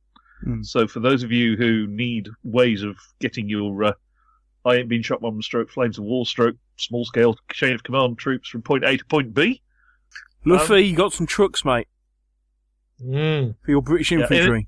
They also just appear to have had a complete orgy of generating more transfers and finding some of their back transfer stock. They've just added a whole bunch of Allied Star transfer packs, the Sherman Firefly barrel camo decals, the 25 pounder decals, 7th Armoured Division decals back in stock. 15mm 21st Panzer Division, they've found 5 packs of them lying at the bottom of the storage cupboard. They're reprinting Battle Group World War II, and Zvezda have just brought out a 15mm ISU 152 for those of you who need something big to blow up tigers with. Yes. So, yeah, lots going on there. That's an awful lot. Oh, there's also a bunch, because they bring in Italiari, Zvezda, and First to Fight as well. There's some 72nd scale Hanamags, 28mm Churchill from Italiari, which is probably going to be cheaper than the Warlord one. In short, good old PSC. Yeah, I've been doing a lot recently. Oh, there's an amusing thought. What do you think their best-selling kit is? According to their website. Ooh, that's an interesting one. Panzerfall. I was going to say... Second. Behind the most... well done, Luffy. Behind the most produced tank in World War II. T-34. T-34, yeah. I like it. Entirely believable, really, isn't it? I mean, let's face it, if you're going to run a Russian army of any sort in 15 mil that isn't entirely infantry, you need T-34s, and when you've bought some T-34s, you need more T-34s. It depends if you're playing Flames of War or not, I suppose. Then you need even more T-34s. And some rope to tie them together so they're nice big squares. Shush. He's getting cynical. He is just a bit, isn't he? But yeah, Realist, though. There you go. Available from all good, reputable dealers and probably even PSC themselves.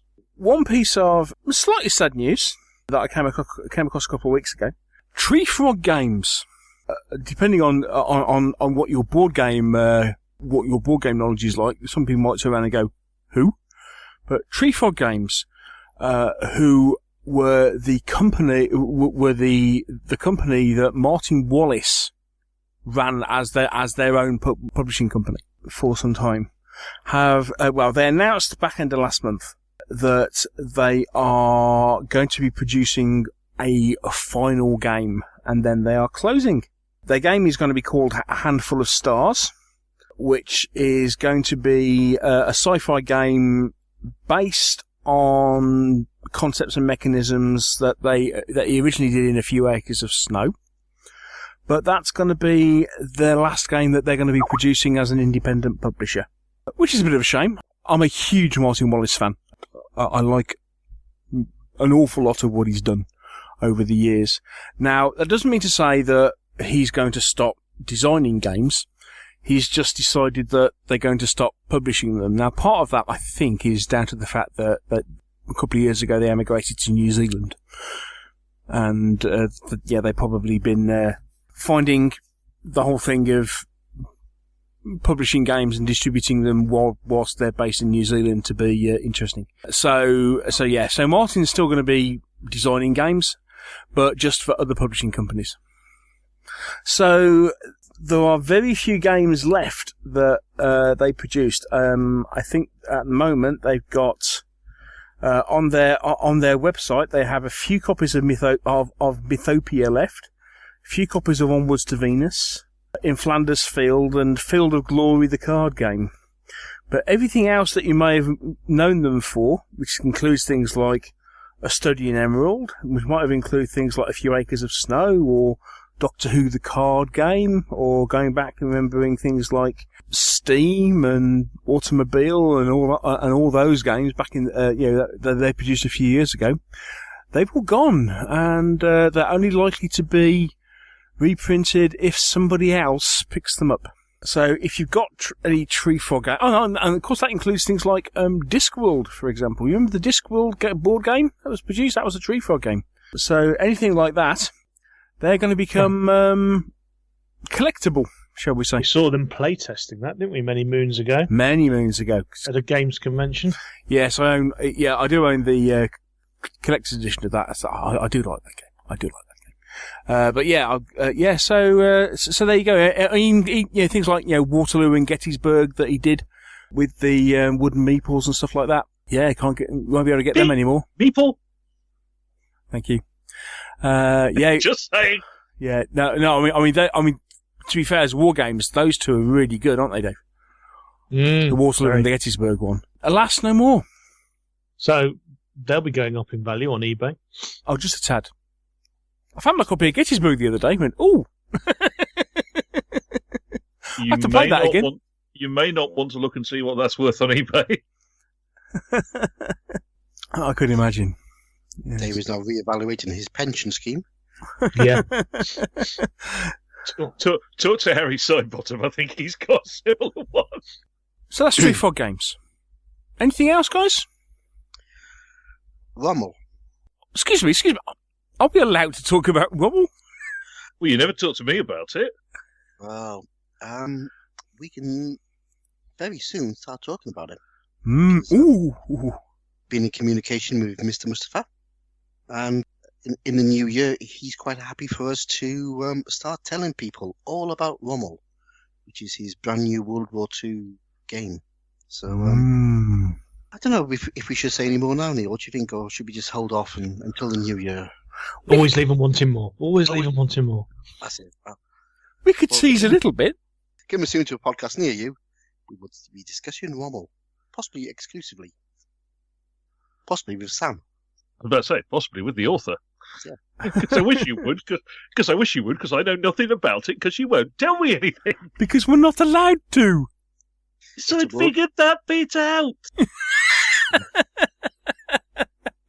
Oh, lovely. And to be fair, it has to be said that there were some email communications that went around this week, which I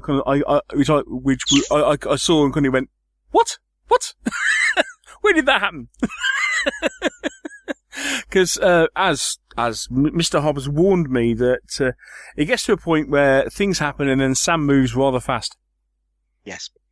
So all of a sudden, it's gone through a couple of iterations of playtesting, which myself and Dave missed because we got distracted with Conan. And then before you know it, we're in proofreading stage. Yeah.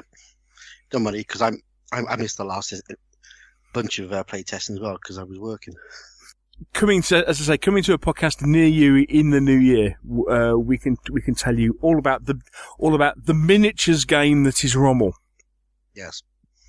And it's definitely a miniatures game. Damn right it is. I spent a fortune on GHQ.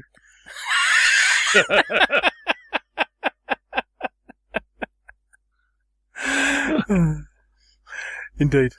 And I think that's the end of the news. I think it is. I think it is indeed. At that point, we'll take a quick break and we'll come back with have a quick delve into the mailbag, shall we?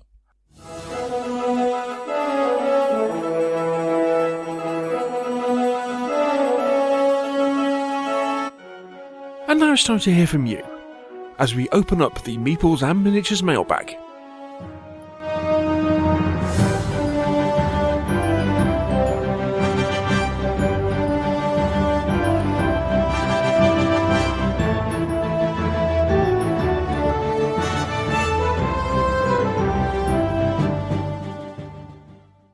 Welcome back, gentle listener. And we now have a bit of a mailbag. We've had loads of questions. I mean, even today we had, what was it, 11? Was it 11, Mike? Yeah, it was about 11, but I think he's done more now. He's done more? He's done more, yeah. From our cranky lawyer friend on Twitter. We may have to have a 3-hour mailbag episode at some point. What, just to answer his questions? Yeah. Yes. Rob, you get one. That's all. Luffy, say the magic words, Luffy. Get on with it. Thank you. Indeed. Right. First off, Mr. Whitaker, you had a question off Facebook from an old gaming buddy of mine and Mr. Luff's. All right. Okay. Yeah, it's from David Yields. Hi, David. Hi, Dave. How you doing, mate? Got a question for the team. You're having a miniature made of you. What period are you dressed in? British Tommy, French Napoleonic officer, Roman centurion, or something else? Or would you rather go the fantasy or sci-fi route? And which sculpture would you trust to capture your likeness? That's a loaded question. All right, Luffy, you go first. I don't know about that for me. Is it going to be in plastic or metal? You might not be able to afford it. I think you could choose. I know you're going to need to be about 35mm heroic to fit in with the rest of the 28mm figures, but but we can get away with about 15mm for Hobbsy. Hey, excuse me. 20 at least. 6mm. Ooh. Do you want to have a think? Yeah, I haven't got a clue really. I thought about this. I thought about it, and I figure I'd either go with either a 95th Rifles officer sculpted by the Perrys, because frankly, if you're going to have Napoleonic sculpting, you pretty much have to have them sculpted by the Perrys, I think, don't you? Yes, the law. It's not quite the law, but it's pretty damn close. My other choice would be an Age of Arthur Warlord done by Colin Patton of Saxon Miniatures. If you've seen his beautiful range of Winter King character figures from the Bernard Cornwell books, they are just fabulous. And I would love to have a custom figure done from that range. So that will be me. Popsy. I'd like a fantasy figure done of me when I was about 25. So not the portly gentleman that you see before you know. But when I was young, proportionately less heroic 6mm. Oh! I like a fantasy thief character because that's what I used to play when I used to roleplay. And I've been thinking a lot about my roleplay days when I was younger. I've noticed there are some excellent blogs to be read on the. They're on my to read on the train tomorrow list. On the Diary of a Wargames Butterfly blog. Yeah, so I'd like a fantasy thief sort of character sculpted by Andy Foster from Heresy, because I reckon he do. Ooh, that's a fantastic job good on it. Choice. Like it. Either that or Werner Koch, because again, Werner does really dynamic figures. So one of those two. Mr. Luff, have you come to a decision yet? You know what? It's something that's never really ever entered my train of thought ever. So that's why I thought it made a rather good question. Yeah, I can't. I could give a really Eddie answer, but there isn't anything that actually just springs to mind. A 6mm para from the House of Bacchus, but obviously he'd have to be about 8mm. But true. Yeah, or maybe going down the line of Hobbsy. As you know, I used to spend a lot of my time in the gym, and I'm sort of on a bit of a comeback recently. So I used to chuck a lot of weights around when I was in my 20s. Maybe a sculpted figure of me then, done by Hassle Free. How about that? Ooh. Very nice. Would you be in sort of sports mode, like sort of Blood Bowl style? Well, yeah, so I think sort of a little bit Conan-esque, but not quite as big. But I'd love to see you with a mullet.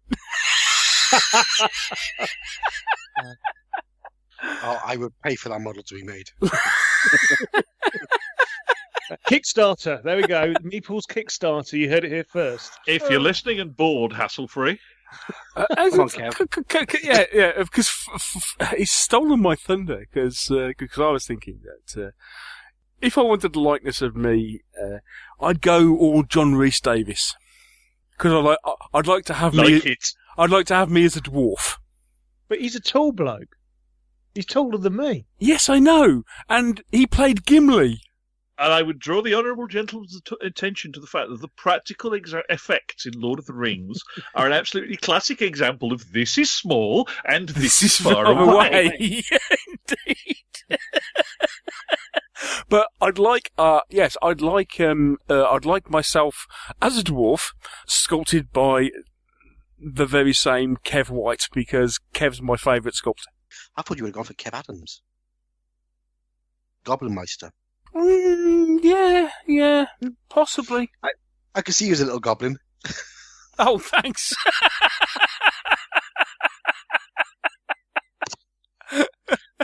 It's just the short, hairy one of the bunch.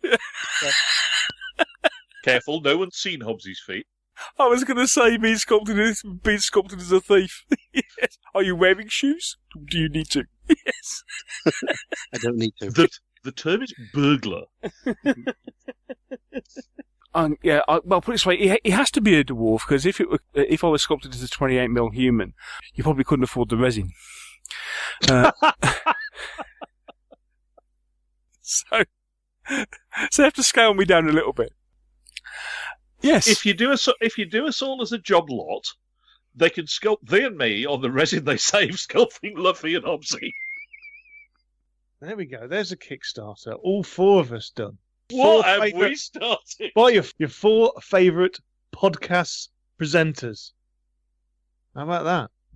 Would anybody back it? Let us know. I don't know. Let's face it. Some of the stuff I've seen on Kickstarter being backed, it wouldn't surprise me. Oh, my word. Next question. Right, we had an email a few weeks ago now from Stuart Kelly. Hello, Stuart. Entitled Bilbo Mailbaggins. It says, Dear Meeples, but probably mostly miniatures podcast. It seems that in the past couple... You see? Yeah. It seems that in the past couple of years we've had a flurry of Ancients mass battle games with interesting activation mechanics released, many of which have been covered on the podcast in one form or another. And written by people called Simon. Or Mark. Between To the Strongest, Sword and Spear, Mortem et Gloriam, and Swordpoint, there is a veritable feast of great games to choose from. So, you leave me no choice but to ask the obvious question. Which one is each of your favourites, and why is it Sword and Spear? Yours, Sport for Choice of Cambridgeshire. Who wants to answer that one then? So far, and that's largely because I haven't had a full game of To the Strongest, and I've only listened to the review and read the rules of Mortem et Gloriam, I'm just hedging towards Sword and Spear. To continue that answer, Sword and Spear surprised me because I expected it to not play, because it was element based and had a certain sort of things beginning with DB feel about it.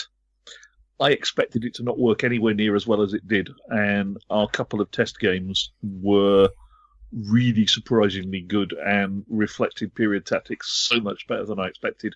And the activation mechanism is really neat, and you know I'm a junkie for activation mechanisms. So that's me. Okay. Shall I go next? Yeah. Ooh, which one is my favourite? That's quite difficult. I do like Mortem et Gloriam, because I do like the combination of the card and dice mechanics. Interestingly, the one thing they leave out in this list is going back. Would you include Command and Colours Ancients in this? Is an interesting one, or doesn't that count because it's a board game? Board game doesn't count. Okay, fair enough. Right, I'd have to go. I think for Sword and Spear. Why is it Sword and Spear? Again, the thing that tips it ahead of everything else is the activation mechanic. I think the activation mechanic is so clever in the way that works. Yeah, that's the thing that tips it over the edge for me. I love element-based games, so I mean, To the Strongest is nice because it's simple. Yeah, in its defence, you can put on stupidly large games like Simon does at Partisan and Herald. Well, that's what it's designed. It does what it's designed to do. Absolutely. Incredibly well. Incredibly well. Mass battles with a capital M, capital A, capital double S. Indeed. It does what it's meant to do really, really well. But given the choice of the four, I think Sword and Spear might just edge it, and that's simply because at this point in time, I prefer element-based games to games where you have multiple bases making up a unit. And, as I say, the activation mechanic is great. I tag Dave. Tag Dave. For me, really, it's got to be Sword and Spear. Probably the same reasons as you, Neil, to be honest. But, having said that, for an Ancients war game at the moment, there's still space in the market for me for something that I'm really going to jump at and really, really love, if you know what I mean. When I say that, I mean like World War II, how I, really enjoy playing Chain of Command. There isn't an Ancients war set out there that gives me that same, I don't know, oh yes, let's play it sort of thing. Oh, okay. If that makes sense. The interesting thing that's taking off at the moment, though, WAB 1.5. Eh? A lot of people are starting playing WAB 1.5 again. By a lot. Do you mean sort of 5 or 6? By a lot, I mean quite a lot of the former WAB community, plus people who play War and Conquest and other things that are clearly on that lineage. There seems to be a gravitation towards WAB 1.5. We have enough people interested to run a WAB 1.5 tournament campaign day at the club next year. As opposed to them gravitating to something like Swordpoint, for example. Yes. Apparently so. So, we have enough interest to run a WAB 1.5 day at the club next year, which surprised the living daylights out of me. Interesting. Indeed, like but we digress. I was going to say maybe it's like the old hammer effect. I think it pretty much is like the old hammer effect, yes. Which leaves Mr. Hobbs. I'm going to be controversial. Go on. And I was going to say that for me, it's always been WRG 6th edition. I think it's the ultimate in ancient battles. I don't feel an ancient battle is complete unless you have a set square and a protractor and a fight. No, it's sword and spear. Of course it's sword and spear. For the same reasons that you guys have all said. It just works. Can you go on mute if you're laughing, please, Mr. Shuck? Yeah, for the reasons you've given. The activation, I love element based because I used to really like Impetus when it first came out. But that sort of, it just changes far too much and just lost, the game really, I think. I'll be really interested to see what Basic Impetus 2 is like. Yeah, hopefully he's tied things up. But hopefully he won't go down the same route of changing the rules every 5 minutes because of a post somebody makes on the forum. But no, Sword and Spear, it just works. It works for fantasy, it works for ancients. Every army plays different. It just works. And as Dave rightly says, once you find a set of rules that works, stick with them. Which is why I played WRG constantly for 20, 30 years. When I was 10, I was playing WRG. So was I. Yeah, that wasn't really a rubbish game. I seriously played it for most of my teenage years. It was our only set of ancient rules. Because it was the only set. Pretty much, it was the only game. It was literally the only game in town at that point. Yeah. Yes. There we go. Well, there we go. Succinct, and I'm flabbergasted that Stuart obviously knows us so well.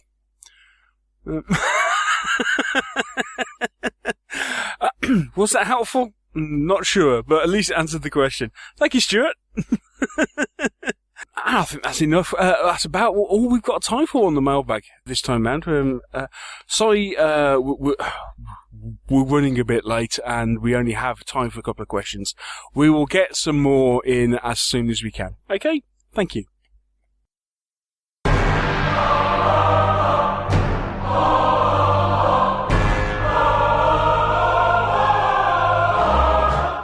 We're a friendly, fun-loving, and generally mild-mannered bunch here at the Meeples and Miniatures podcast. But don't annoy us, because then we turn into very grumpy gamers.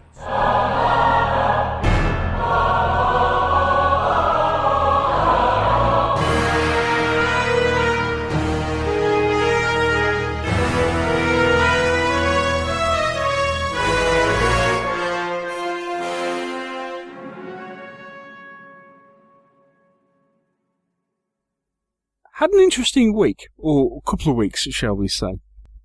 You may have noticed that a couple of weeks ago, 7th of December to be accurate, I wrote a review on the blog of Tabletop Wargames Designers and Writers Handbook, in which I was somewhat critical of certain content in the book. I don't think I was particularly overcritical. I thought it was actually quite well balanced in a lot of ways. But suffice it to say that one of the authors took a little bit of an exception to what I wrote, which is his prerogative. described me as having a hissy fit. I don't think I've ever had a hissy fit. And then subsequently posted on his Facebook group that he hoped that I'd managed to wipe the spittle off my screen, having written the review. Thanks for that, John. I didn't think it was that bad. Now it has to be said that since I wrote that day, things kind of took off in several directions, and discussions were had. I mean, let's face it, we all have opinions on rules, rules, figures, everything. We're a diverse bunch. That's what makes the hobby interesting. Indeed, and we're not going to like everything. Some of us are cantankerous and intransigent people who fight our own corners. Whichever corner that is. And one of the reasons for writing a review is that you hope to, put it this way, if you write a review, positively or negative, or positively or not so positively, which then incites a debate. In my view as a reviewer, I think that's job done. Because, it makes people look at something and assess something. Why have you written what you've written? And in everything I personally write, I try to be objective, and I do not like writing negative reviews. Interestingly enough, on this particular review, I was asked by at least a couple of people why I rated it so highly, given my comments. Where I rated it as a 3 stars, which is average. Okay? And I didn't think it actually rated anything less than average. Because whilst I may not think any more of it than that, I certainly think the book is not without merit. So, which is why I rated it the way I did. But it would seem that in certain discussions got quite heated and quite out of hand, and comments were made, and people got upset. So it's a subject we've touched on before. It's a subject obviously we've touched on before, and we talked about it. We talked about it in previously. So you kind of know where we're coming from on this. The thing that got me ultimately on this, and I know we've discussed this before, but the thing that got me ultimately on this was the view that was expressed that essentially play it safe. That's the way to design war games. And unfortunately, in one sense, if you look at the market, whether it was John who wrote that bit or whether it was Rick that wrote that bit, they've been right. Because if you look commercially at the games that have been that have been most successful over the last 20 or 30 years, and this was following, there was a comment made on my review. Dale Hurt commented on the blog, on the review, and said, what rules writer wouldn't dream of the success of 40k, Flames of War, or Bolt Action? You can't deny how successful 40k, Flames of War, and Bolt Action have been. I'd potentially argue that, yes, 40k, I would suggest that Flames of War and Bolt Action are essentially iterations of 40k, or at least certain editions of 40k. Yes, but... Yeah. There's an important thing that those 3 rules have in common, which sets them completely aside from the kind of rules writers who will and have looked at that book and gone, that's not how I write rules. Every single one of those sets of rules is written by and for a company whose primary business is not selling rules, it's selling figures. Well said. Nail on the head. I do my best. Yes, and therein lies the rub. Yeah, as such, the rules are an adjunct to the main business, and as I've said any number of times, if you read Games Workshop's annual statement, their mission statement, that says nothing at all about Wargames rules. And frankly, we know for a fact that Warlord are initially a figures company. Bolt action exists to allow them to shift massive quantities of World War II figures, and more power to them, because it's great for those of us who want World War II figures for other rule sets. And ditto Battlefront. But there is no requirement on the rules authors for those rules to do more than provide a set of rules which pay sufficient lip service to the period that people are happy buying more figures to play it. Yeah, agree with that 100%. Now, one thing I wanted to say in addition, because I started blogging originally and then subsequently this entire podcast after I ditched Games Workshop. Now, when I played Games Workshop, I was the ultimate Games Workshop fanboy, as I think I've said on previous podcasts if you go back in time. And I bought into quite a bit of stuff. Okay. So I have been down that route and got to a point where I decided that was no longer what I wanted to do. And I made it a mission to find out what else was out there. The whole reason I started Meeples and Miniatures in the first place, and the reason this podcast exists and continues to exist and continues to do what it does, is simply this. Whilst there are companies, such as Games Workshop, Warlord, to a lesser extent maybe people like Mantic, for example, because they're getting to that stage.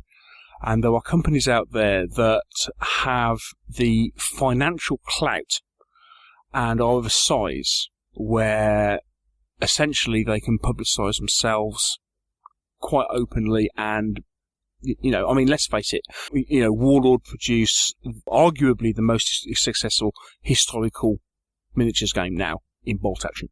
Whether it's Bolt Action or whether it's Flames of War, I think Flames of War has possibly gone slightly off the boil. And that's just a perception thing from my point of view. However, just because something is successful doesn't necessarily mean it's the best thing on the market. McDonald's is a hugely successful food company. Is McDonald's the best food that you can buy for yourself? At 3 o'clock in the morning after a gig? Sometimes, yes. Yes, it has its place, and I agree. I often partake of a double sausage and egg muffin. I'm with you on that. However, the vast majority of the time, given the opportunity of any sort of fine dining, you wouldn't choose to go to McDonald's unless McDonald's was the only game in town. And this is the crux of what I'm getting to with Meeples and Miniatures. Because for me, it's been about a journey of discovering what else is out there. And right from the point where I first left Games Workshop, and then it was, it's like turning up at a hobby show for the first, especially a bigger hobby show at the first time. The first time you turn up at Salute, for example, or any of the big hobby shows, and you see all of a sudden there's all these manufacturers that you may have never seen before, and it's almost like scales fall from your eyes, and that is what, for me, Meeples and Miniatures is about. It's providing that opportunity and providing that voice for all the independent producers of rules and miniatures. Because the little guys. Because there are a lot. And as you've already heard from our mailbag question, for example, what's your favourite Ancients game? Well, actually, our favourite Ancients game is a title that up until recently was an independently published title. But it's only recently, it's still independently published because it's now published by Great Escape Games. They're bigger than Mark publishing on his own, but they're still a small independent company. But in our mind, they're probably the best set of Ancients battle set out there, or at least right up there with, right up there and should be competing. And that is what Meeples and Miniatures is about, and that's where I'm coming from when I write the review that I did of the design and the design handbook. Because in the same way, I mean, if you stuck to those rules, Saga wouldn't exist. An awful lot of the games that we see simply wouldn't exist. I wouldn't be on this podcast. Yeah. Because people wouldn't take the risk and produce stuff that isn't for the mass market. Or that isn't willing to put, the amount of really good games from small independent publishers that we've had, on the show. The vast majority of what we talk about. We do the little guys and we do the big little guys, if that makes sense. Yeah. We still mention the big guys. Well, when we go to, say, Salute, when we go and do Salute, Neil, the first thing we say is, let's see what the small guys are doing. Because the thing is, the big guys, they've got big publishing things behind them, and we already know what they're doing for Salute before we even get there, because it's already been on all the press, isn't it? Mm.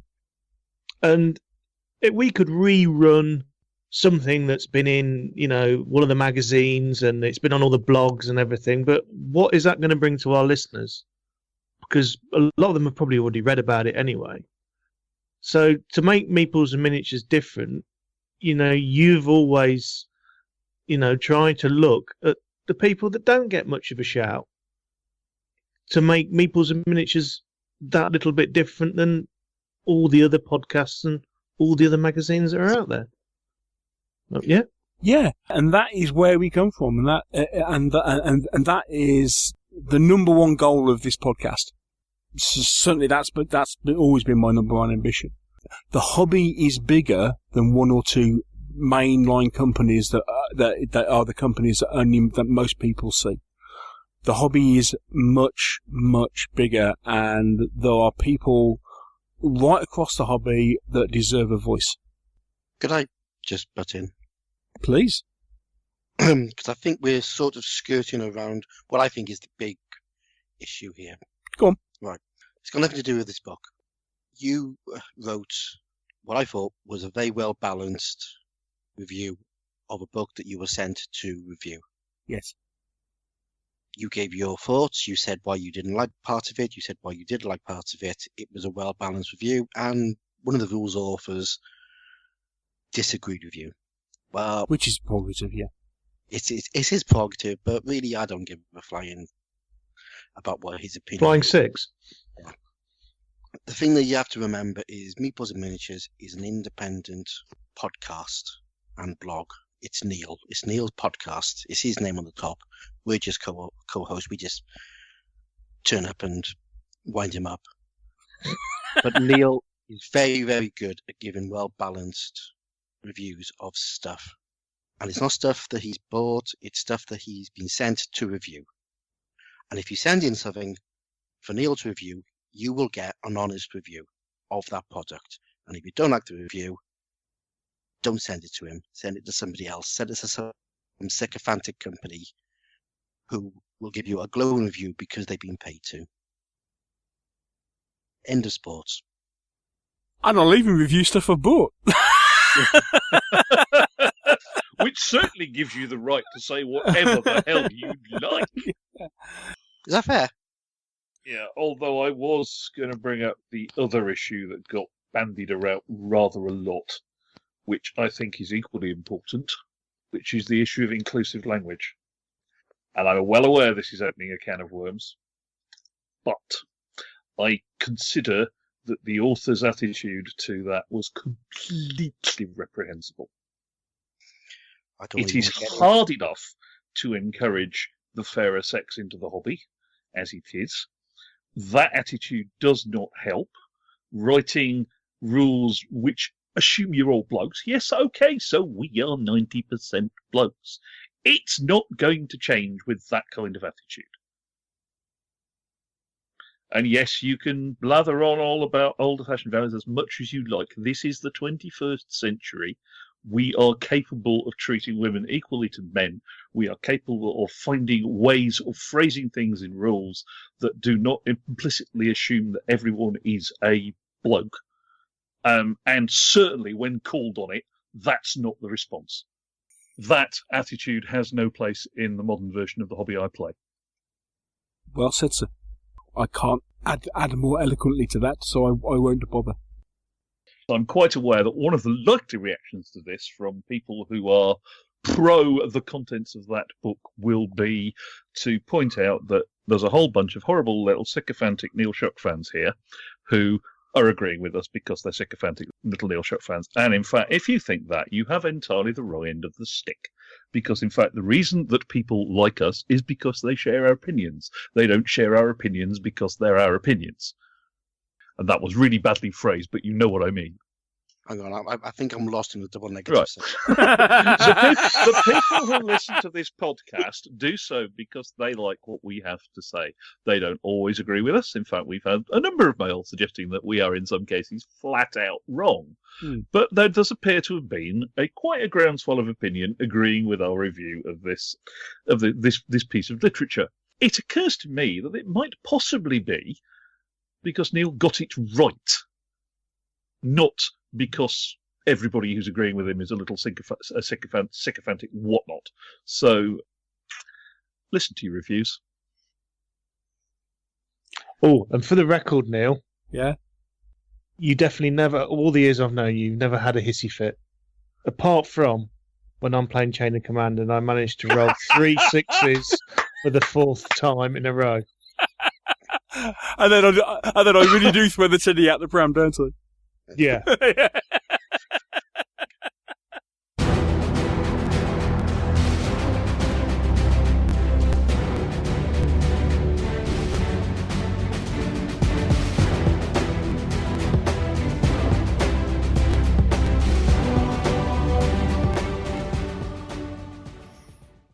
And here we are at the end of another show. To quote my favourite sci-fi show, that went well. You think? But remembering where Mel Reynolds was when he said that, maybe not.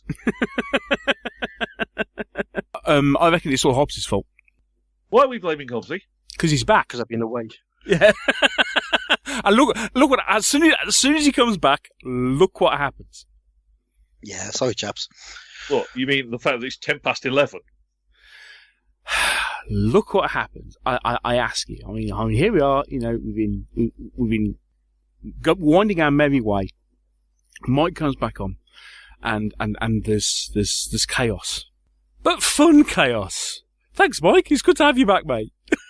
No problem. Yeah, we missed you, dude. But as it has already been pointed out, as we're recording this, it's getting very, very late. And besides, I have a film to go and watch in 3/4 of an hour's time. So I need to go. Get on with it. Star Wars beckons. So in that case, it is time to wrap up. So, one last thing to say. Right. It's Christmas. I just want to say thank you ever so much to everybody for listening to the show during the year. And we really appreciate, I mean, our listening figures have gone up massively this year and visitors to the blog and stuff.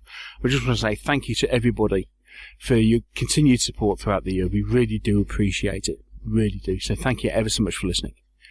I want to say thank you to my fellow podcast hosts for the time they had given up this year and this evening for contributing to the show.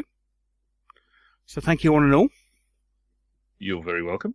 And one last thing to say, next month, it is the 10-year birthday of the production of the first show of Meeples and Miniatures. Okay, so we're 10 years old at the end of January next year. And so we're going to be putting together a show for then. We're not 100% sure what we're going to do.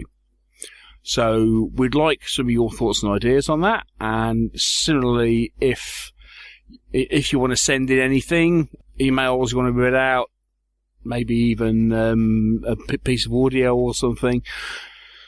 So if there's anything you particularly want us to talk about, or if there's anything you'd like to say or what have you, then let us know. Okay?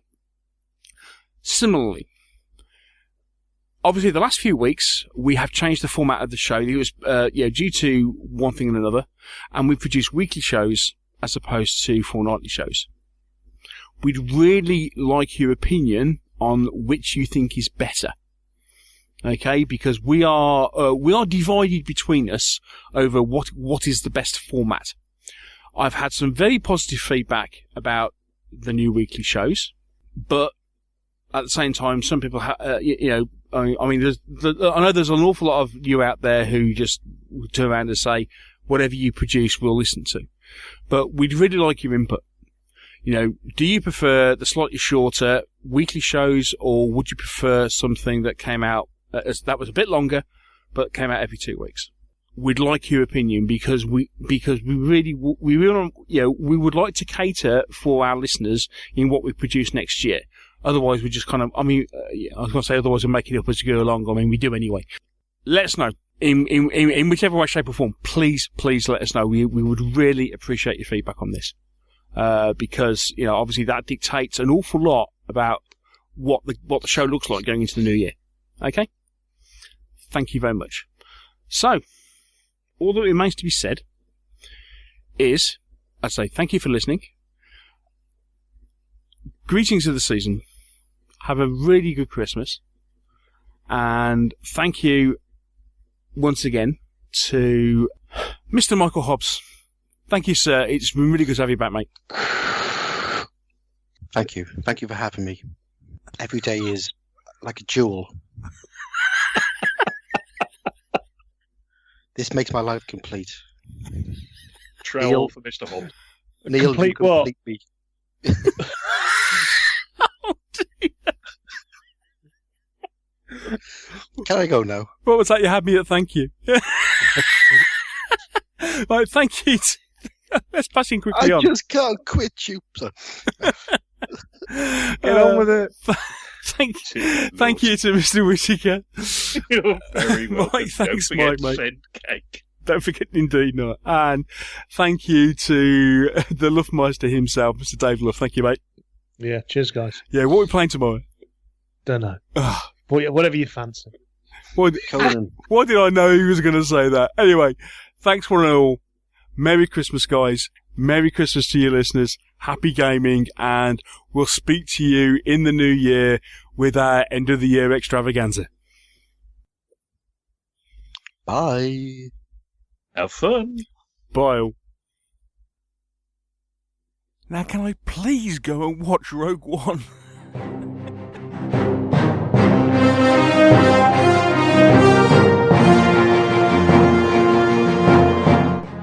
Thank you for listening to the Meeples and Miniatures podcast. If you've enjoyed the show, why not share it with others by leaving us a review on iTunes? And if you have any comments or questions, you can always email the show. The address is info@meeplesandminiatures.co.uk. And you can also visit our webpage, where you'll find a complete episode archive, all the View from the Veranda podcasts, rules reviews, and our blog of hobby items and news, which is updated several times a week. This is also where you'll find the links to our presence on social media, and here you can follow us on Twitter or join our Facebook group. And finally, here you can also find details should you wish to support us by making a donation to the podcast. All this on the Meeples and Miniatures website, www.meeplesandminiatures.co.uk. The Meeples and Miniatures podcast is licensed under a Creative Commons Attribution, Non-Commercial, No Derivatives 3.0 Unported license. Thanks again for listening, and we'll see you in a couple of weeks.